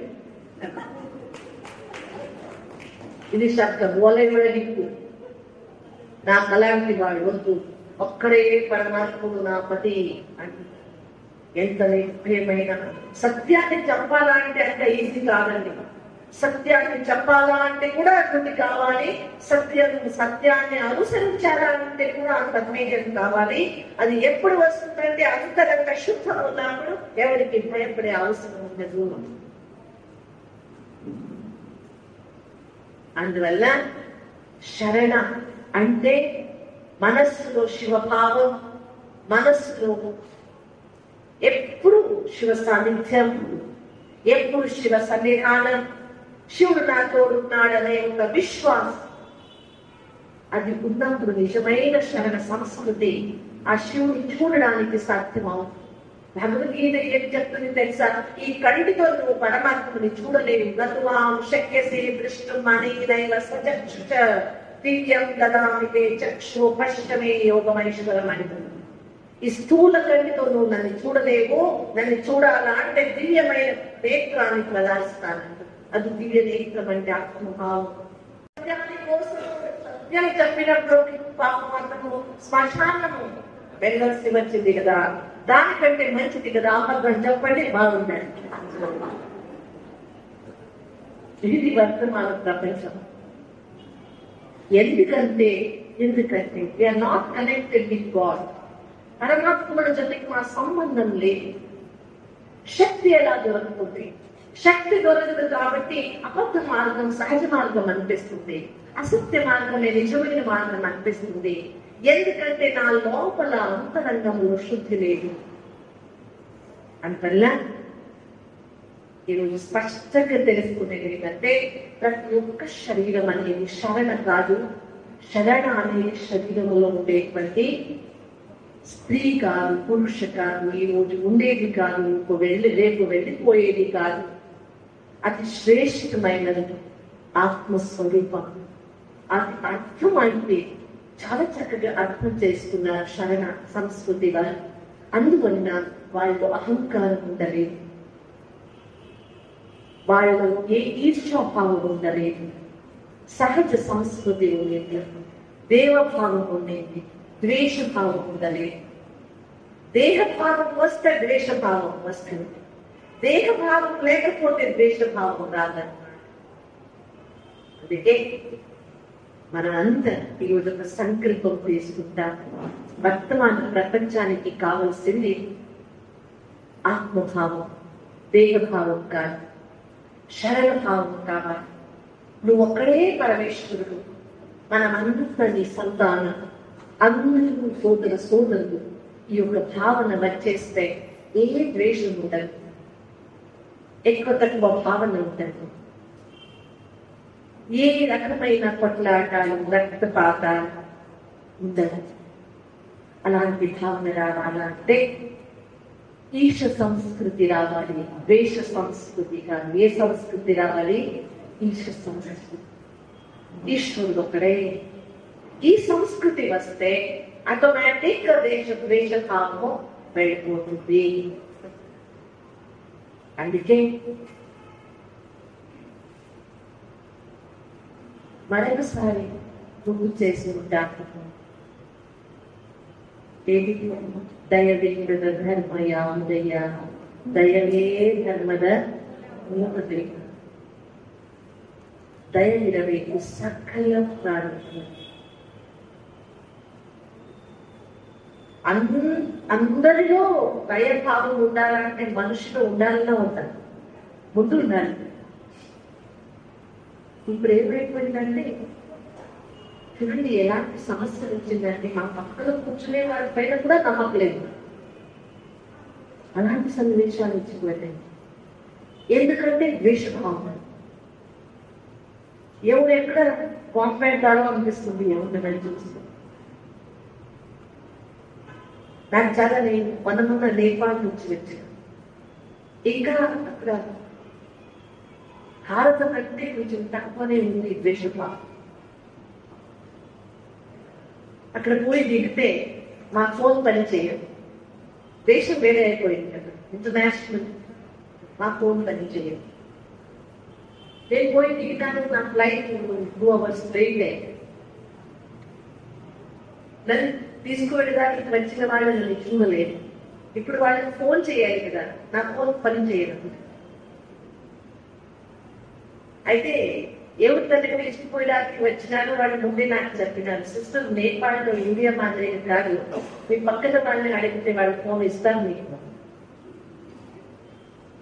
నాకు నమ్మకుండలేదు. అయినా నేను దిగినాను, ఎయిర్పోర్ట్ లో ఇమిగ్రేషన్ అంతా 1 గంట అయింది, బయటికి వెళ్ళినాను, ఎవరు కనపడలేదు. రాత్రి 10:30 గంట అయింది. అప్పుడే భాష వేరు, దేశ వేరు, నా ఫోన్ పని చేయదు. అయినా పక్కన ఒక పిల్లలు నిలబడినారు, నేపాళీ పిల్లలు. అడిగినాను, నువ్వు లోకల్ అని అడిగినాను. అవును సిస్టర్, నేను నేపాళీ అన్నాడు. నాకు ఫోన్ చేయాలి, ఇస్తావా? ఇచ్చేస్తుంది. బాగా ఇచ్చేస్తుంది. దయచేయండి, ఏ ఫోన్ తయారు చేయాలి చెప్పండి, నేను ఫోన్ చేసిస్తాను. అప్పుడు నాకు విశ్వాసం ఏమొచ్చిందంటే, నేను అడిగినా నాకు ఫోన్ ఇచ్చే నీకు భయం కదా, నేను అన్నోడు కదా నీకు. లేదు సిస్టర్, మాకు పశుపతి నాకు పైన వర్ణ వర్గ భేదాలు లేకుండా, ఆత్మభావం, అహంకారం లేకున్న భావం. ఇప్పుడు కొంచెం 4 వచనాలు వచ్చినాయంటే నేను చాలా గొప్ప అనుకుంటా. అలాగే నాకు కొందరు అడుగుతారు, మీకు ఎన్ని 100 వచనాలు వస్తాయి?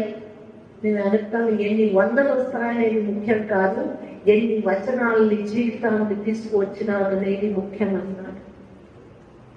శతశ్లోకి పండిత అంటారు. ఒక 100 శ్లోకాలని పఠిస్తే పండితులైపోతారు. లాభమే. అందుకే చాలా శ్రేష్ఠమైన పరమాత్మ శివుడు సర్వశ్రేష్ఠమైన వాడు, ప్రపంచాన్ని రక్షించేవాడు, ప్రపంచంలో ఒక్కడే ఉండేవాడు, ఇద్దరు లేదు. ఇలాంటి సర్వశక్తివంతుడైన పరమాత్మని అర్థం చేసుకోవాలంటే, అలాంటి శివుని చూడాలంటే, అలాంటి శివుని అర్థం చేసుకొని జీవితంలో ఆ సత్యభావం తీసుకురావాలంటే చాలా మంది ఏంటంటే తెలుసా, సత్యము ధర్మం అంటారు కదా, చేత కాదండి నడిచింది నడిచిపోయింది, దానికంటే దాన్ని దూరం పెట్టుకుని నమస్కారం చేసుకుని వెళ్ళిపోయింది చాలా ముఖ్యం. నాది ఒక నమ్మకం ఏంటంటే, మీరు సత్యం చెప్పలేదా? ఓకే, ఆ సత్యం కూడా చెప్పదండి, అది అవుతుందా లేదా? ఊరికి ఉండలేదు కదా. ఎక్కువ సంవత్సరం పాటించండి, అది కూడా సత్యం అవుతుందంటే పరమాత్మ శివుని తెలుసుకుంటే నిజమైన శివయోగాన్ని చేసుకో.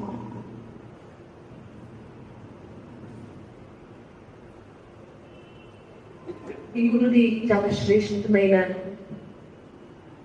మీకు తెలిసినటువంటి శరణ భావం, వచన సంస్కృతి. ఆ సందర్భంలో ఎన్ని కష్టాలు వచ్చినా వాళ్ళు తమ ఒక తత్వాన్ని వదిలిపెట్టలేదు. ఆ ఒక ధైర్యం ఎలా వస్తుందంటే, పరమాత్మ శివుడు నా తోడున్నాడని తెలుసుకుంటే మాత్రమే వస్తుందని. ఒకసారి ఏమైందంటే, ఒక స్కూల్లో 10th స్టాండర్డ్ పిల్లలతో కొంచెం గొడవ చేస్తున్నాను. ఆ స్కూల్ వాళ్ళు పెంచినారు, కొంచెం మోరల్ ఎడ్యుకేషన్ గురించి చెప్పండి, మా పిల్లలు కొంచెం గొడవ చేస్తున్నారు. ఎడ్యుకేషన్ డిపార్ట్మెంట్ లో 84 వాల్యూస్ అంతా వస్తాయి, ACRT values, family values, moral values, ఆ వాల్యూస్, ఈ వాల్యూస్ అని. అందులో 5 వాల్యూస్ తీసుకున్నాను. దాంట్లో మొదటి వాల్యూ సత్యం. సత్యం గురించి సత్యం అంటే ఏమి? 10th స్టాండర్డ్ స్టూడెంట్స్, మంచి కాన్వెంట్ స్కూల్ స్టూడెంట్స్ అన్నమాట, బోర్డు మీద ట్రూత్ సత్యం రాస్తారు.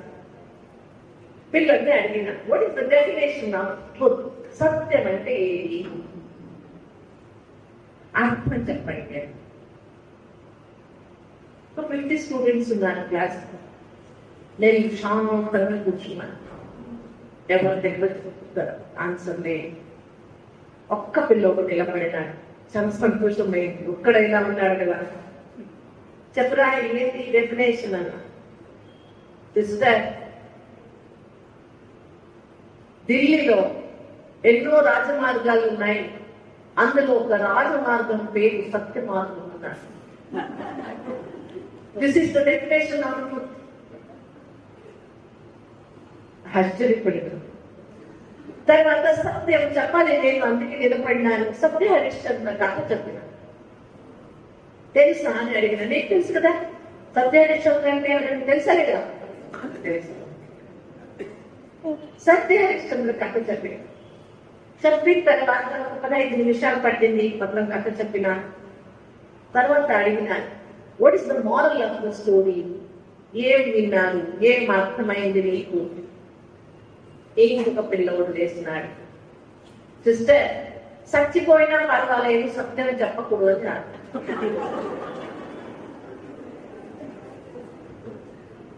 చచ్చిపోయినా పర్వాలేదు, ఏం రాయిన వరకు నేను చెప్పి ఇక్కడ వినేదేమన్నా. అదే సిస్టర్ విశ్వాసం ఉంది, అందుకే అంత భయం లేదన్న. ఎక్కడికి వచ్చింది? నాకు పశుపతి నాకు పైన విశ్వాసం ఉంది, అందుకే నాకు భయం లేదు. అందుకే ఆ జీవితంలో ఏదైనా కళ్యాణం కావాలంటే, ఎందుకంటే శరణు కళ్యాణ రాజ్యం పొందాలని అనుకున్నారన్న. మొత్తం ప్రపంచం కళ్యాణ రాజ్యం కావాలంటే, మాను కళ్యాణ భావన రావాలంటే ఆ శివుడు ఎవరున్నాడు, ఏముంది చూడడానికి కోసం పెద్ద క్రాంతి చేసినారు. ఆ శివుని తెలుసుకోవాలంటే మాను ఆ శరణత్వం రావాలి, ఆ సమర్పణ భావం రావాలి, దేహభావం వెళ్ళిపోవాలి. నేను ఆత్మను, మీరు ఆత్మ, మీరు ఆత్మ, ప్రతి ఒక్కరూ కనెక్టెడ్ దాట్ సుప్రీం, ఆ పరమాత్మనితో కనెక్ట్ అయి ఉన్నాము. అతను పరమేశ్వరుడు, రేపు ఆ పరమేశ్వరుడు శివుడు. అతని వచనలో శరణ సంస్కృతులు ఎలా చూస్తున్నారు, ఎలా ప్రార్థించినారు, ఎలా మొక్కున్నారు, ఎలా పొందాలని అనుకున్నారు అనే గురించి చేపట్ట చేస్తాను. అందుకే ఈ రోజు ఒక మాట తీసుకువెళ్తాం. మనసులో ఉండేటువంటి దేహ భావాన్ని ఇక్కడే వదిలిపెట్టి వెళ్ళిపోతాం. దేహ భావమే అన్ని దుఃఖానికి కారణం, అన్ని సమస్యలకు కారణం, ద్వేషానికి కారణం. భేద భావాలు కావాలంటే దానికి ముఖ్యమైన కారణం దేహభావం అన్నమాట. ఆత్మభావం అదే శరణ భావం. శరణత్వం అంటే ఇది ఆత్మభావమే భావం. మరి ఒక విశేషత మీకు అతను తెలిసి, శరణ సంస్కృతి యొక్క విశేషత స్త్రీ పురుషుల యొక్క భేదభావం లేదన్నమాట. పురుషుడికి ఎంత శ్రేష్ఠ సమ్మానం ఉందో అంతే శ్రేష్ఠ సమ్మానము 12వ శతమానం 10th centuryలో ఇవ్వబడింది భారతదేశంలో. అందుకే అక్కడ నాగమ్మ, నీలాంబికి, గంగాంబికి, అక్క మహాదేవి అలాంటి శ్రేష్ఠ వచనగారిని అక్కడ ఉండేనాడు. అలాంటి ఈ కాలని సమానత సమాజంలో మరి రావాలంటే ఆ శరణ భావం మనకుండా, ఆ ఆత్మభావం మన దగ్గర రావాలి. ఆ ఆత్మభావం వచ్చినప్పుడే, దేహభావం పక్కన జరిగినప్పుడే, ద్వేషభావం వెళ్ళిపోయినప్పుడే అప్పుడు శివత్వం, శివభావం ఉండడానికి, అర్థం చేసుకోవడానికి సత్యం అంశం.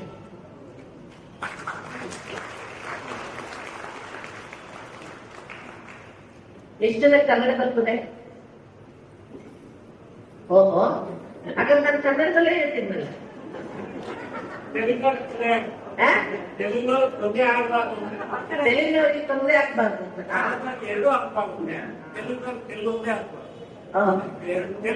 ನಿಮಗೆ ಕನ್ನಡಕ್ಕೆ ಕನ್ನಡ ತೆಲುಗು ಎರಡು ಅರ್ಥ ಆಗಿದೆ. ಆ ಸ್ಟೇಟಲ್ಲಿ ಒಂದು ಜಗಳ ಆಯ್ತು. ಒಬ್ಬ ಈಗ ಹೇಳಿದಂತೆ, ಅವನೇನ್ ಹೇಳಿದ ಅಂದ್ರೆ ಕನ್ನಡ ಕಸ್ತೂರಿ, ಅವನು ಪೇಟ ಹೇಳಿಲ್ಲ ಕನ್ನಡ ಕಸ್ತೂರಿ ಅಂತ. ತೆಲುಗಿನವರಿಗೆ ಕನ್ನಡದವರಿಗೆ ಶುರುವಾಯಿತು. ಆಗ ನಾನು ಹೇಳಿದೆ ಕನ್ನಡ ಕಸ್ತೂರಿ ತೆಲುಗು ತಲ್ಲಿ ಭಾಷೆ, దానికోసం ఎందుకు కొట్లాడుతున్నా? ನೋಡಿ, ಕನ್ನಡ ಮತ್ತು ತೆಲುಗಿಗೆ ಬಹಳ ಸಾಮ್ಯ ಇದೆ. ಕನ್ನಡ ಓದಕ್ ಬಂದ್ರೆ ತೆಲುಗು ಓದ್ಬೋದು, ವ್ಯತ್ಯಾಸ ಸ್ವಲ್ಪ ಕಷ್ಟ. ಅದು ಸ್ವಲ್ಪ ಓದ್ಬಿಟ್ರೆ ಬಂದಿರುತ್ತೆ. ಬಹಳಷ್ಟು ಶಬ್ದಗಳು ಸಹ ಬಂದಿದೆ.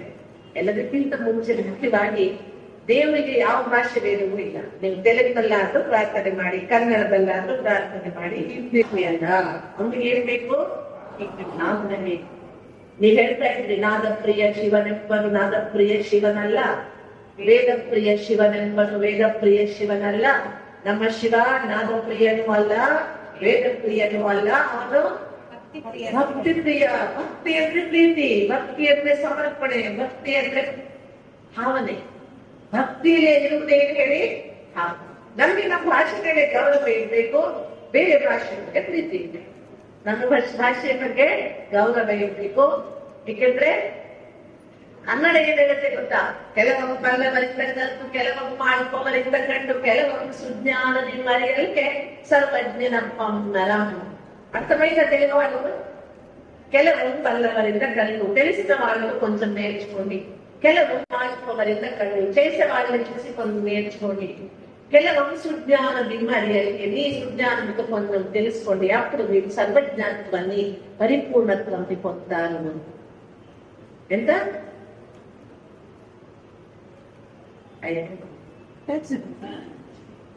అక్కడే చేద్దాం, ఇంకా 15 నిమిషాలు చేయండి. మీకు ఆకలి కాలేదా? లేదు.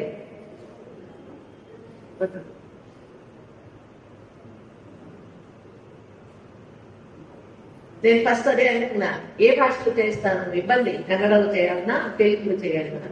తర్వాత అదే భావం అన్నమాట.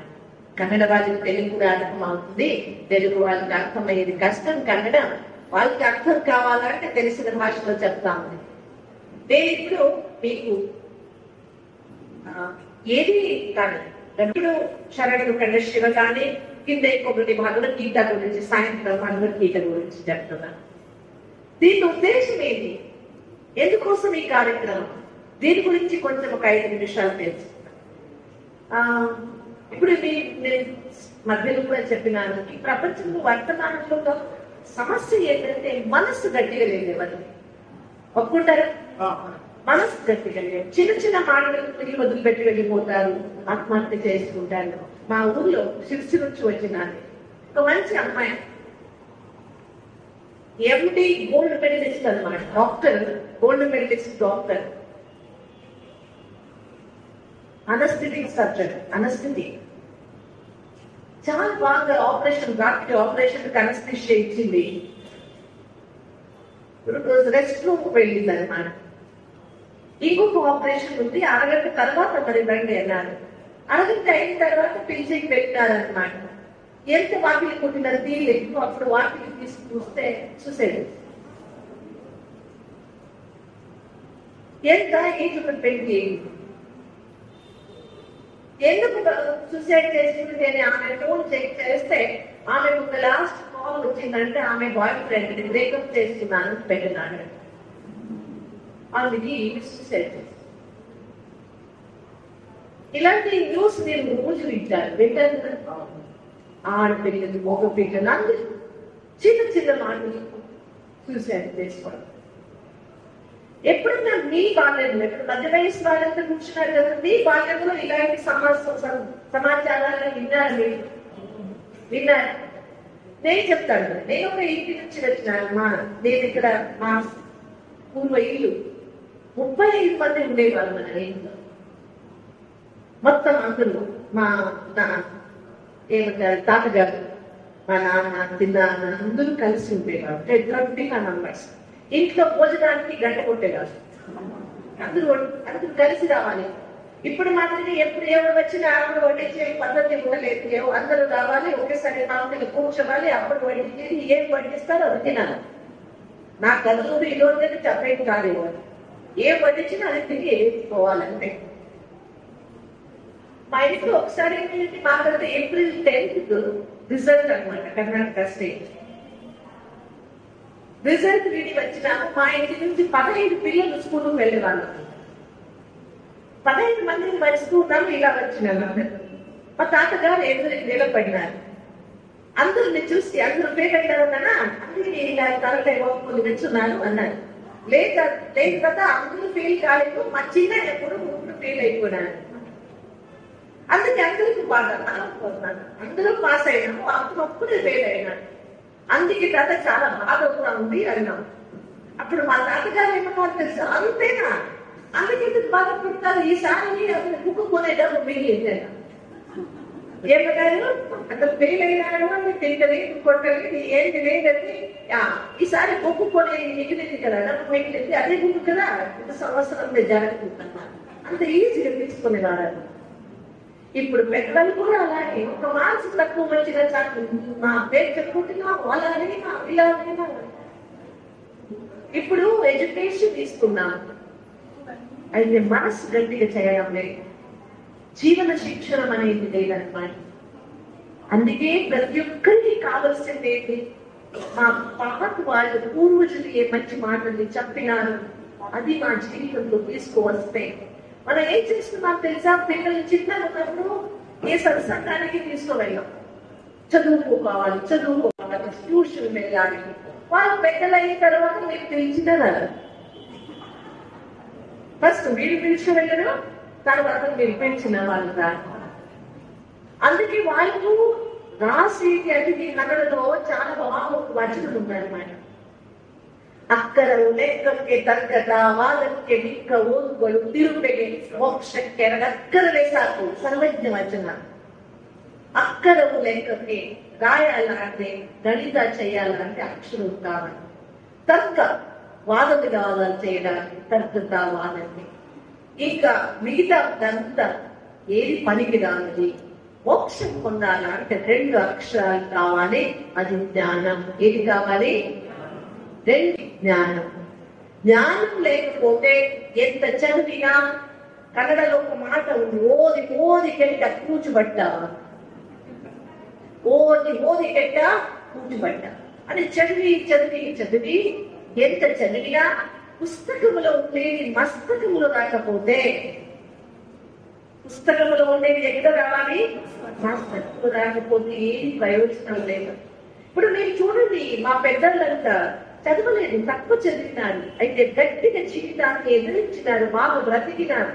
ఇప్పుడు బాగా నేర్పిస్తున్నారు, మీరు చదివిస్తున్నారు, చదువు ఉంది, అయితే జీవితంలో కావలసిన గట్టితనం లేదన్నమాట. గట్టితనం రావాలంటే దానికి ఆధారం ఏంటంటే ఆధ్యాత్మికత, స్పిరిచువాలిటీ మాత్రమే గట్టితనం. అందుకే ఇప్పుడు ఏం చేసేవాళ్ళు, మనం చిన్నగా ఉండేప్పుడు సాయంత్రం అయితే దేవుని పక్కనే భజనలు చెప్పాలి, అప్పుడే అన్నం పెట్టేవాళ్ళు, లేదంటే అన్నం లేదు. రాత్రి కూడా మీకు అన్నం కావాలంటే మంచిగా మీరు దేవుడిని తలుచుకొని అందరూ కూర్చుకొని 4-5 భజనాలు చెప్పాలి, అప్పుడే మీకు. ఇప్పుడు మొబైల్. అందుకే నేనేం చెప్తాను తెలుసా, ఈ మొబైల్ అంటే శక్తి. ఏంటి చెప్పండి, మహాభారతం జరిగింది ఒక శక్తి ఉన్నాడు, ఇప్పుడు ప్రతి జోబులో ఒక శక్తి ఉన్నాడు. అందుకు అన్ని పాడిపోతున్నాయి, చెడిపోతున్నాయి, అందరూ అనలేకపోతున్నారు. ఎలాంటి పరిస్థితి వచ్చిందన్నమాట. అందుకే ఇంపార్టెంట్ ఏంటి, జీవితంలో జ్ఞానం కావాలి. ఏమంటారు, జ్ఞానం ఉంటుంది, గూగుల్ తీసి కొడితే చాలా అన్ని తెలిసిపోతుందని. తెలుస్తుందా? కవి ఈలియట్, ఇంగ్లీష్ సాహిత్యం లిటరేచర్ చదివితే ఒక ఈలియట్ అనే ఒక వ్యక్తి రాస్తాడు, చాలా మంచి మంచి మాటలు రాస్తాడు అన్నమాట. అతను రాస్తాడు ఒక దగ్గర, in the name of knowledge we are collecting information and information. జ్ఞానం అనుకుని సమాచార సంగ్రహం చేస్తున్నామంటే జ్ఞానం లేదు. ఉందా జ్ఞానము?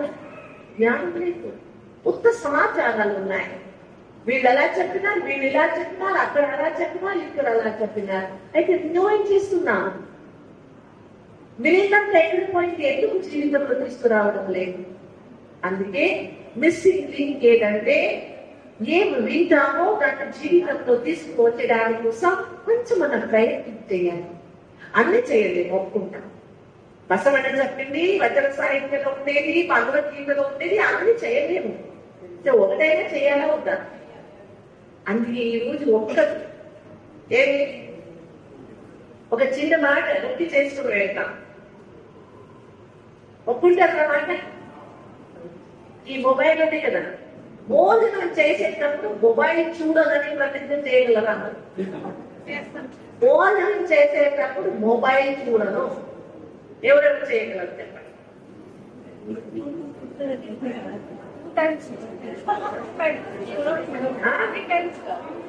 మూడో పూట 3 times కూడా ఒకేసారి కాదు, పొద్దున మధ్యాహ్నం సాయంత్రం 3 సార్లు భోజనం చేసేటప్పుడు మొబైల్ చూడకూడదు. ఇంకా అక్కడి వారికి ఒక రిక్వెస్ట్, భోజనం తయారు చేసేటప్పుడు కూడా చూడదు. Is it possible? అవుతుందా అంటే చేస్తాను కదా. ఎందుకంటే ఇలాంటి అన్నంకి ప్రిపేర్ చేస్తారు, దాన్ని తినే వారి మనసు కూడా అలాంటి ప్రభావం ఉందని. అందుకే అన్నం చేసేటప్పుడు, వంట చేసేటప్పుడు కూడా మొబైల్ కొంచెం దూరం పెట్టండి. అది చూసుకుంటూ ఏం వేసిద్దాము అనేది మర్చిపోయింది. 2 సార్లు ఉప్పు వేసేస్తాడు, 2 సార్లు మిరపకాయలు వేసేస్తాడు, ఏమేమో చేసేస్తాడు. ప్లీజ్ అవాయిడ్, మీ మంచి దాని కోసం. ఎందుకంటే దీంట్లో రేడియేషన్ ఉంది. ఆ రేడియేషన్ అలా మా దగ్గర నేను కౌన్సిలింగ్ చేస్తాను. కొన్ని పిల్లలు, ఒక పిల్లలు వచ్చినాడండి ఈసారి 2nd standard. వాడి చేతికి ఏమవుతుంది తెలుసా? ఇలా నిలబడితేనే రాత్రి పనులు. ఎందుకు? స్వయం ఎన్ని సైకాట్రిస్ట్ చూపించినారో అయినా నిలబడం లేదు. ఇప్పుడు ఏం చేయాలి ఆ పిల్లడికి? ముందు అవనానికి తిరిగినాను బాగా. మీరు మొబైల్ ఫోన్ మారను చిన్నది పెట్టుకోండి చాలు. ఫోన్ చేయాలి కదా మీకు చిన్న ఫోన్. ఈ ఆండ్రాయిడ్ మొబైల్ దూరం పెట్టండి. ఫస్ట్ ఆ పిల్లోడు సరి కావాలంటే ముందు మీరు జాగ్రత్త చేయండి, మొబైల్ దూరం పెట్టండి. తర్వాత ఆ పిల్లోడికి లెఫ్ట్ హ్యాండ్ రైటింగ్ ప్రాక్టీస్ చేయండి. ఎందుకంటే ఇట్లా రాయలేడు, ఇలా కాబట్టి ఎలా రాస్తాడు? వాడి విషయం ఏంటి? ఇప్పుడు ఈ హ్యాండ్ రైటింగ్ ప్రాక్టీస్ నేర్పించినాం, కొంచెం యోగం నేర్పిస్తున్నాం, దృష్టి యోగం. రేపు నేను దృష్టి యోగం గురించి మాట్లాడతాను. ఆ దృష్టి యోగం నేర్పించినాక ఇప్పుడు కొంచెం ఫాస్ట్ కావడం లేదు, అవుతానే ఉంది, ఫాస్ట్ కావడం లేదు, కొంచెం ఇలా ఇలా విశ్వాసం ఉంది. ఈ రోజు కాదు ఇంకా 2-3 years డాక్టర్స్ అంతా హ్యాండ్సమ్, ఏది మా చేత కాదు. అందుకే పుస్తకాలు చదవండి, చాలా సంతోషం ఉంటుంది, శక్తి వస్తుంది. మంచి మంచి మాటలు చదవండి. ఇది కొంచెం దూరం పెట్టండి. పక్కా చేస్తారు? పక్కా కదా? ఎవరు కానా అనేవాడు. ఎస్, మొబైల్ చూస్తూ అన్నం తినను, వంట చేయను. పక్కా కదా? భగవంతుడు చూస్తున్నాడు. అబద్ధం చెప్పకూడదు, జూటు పోలే కవ్వ కాటే కదా అంశాలు.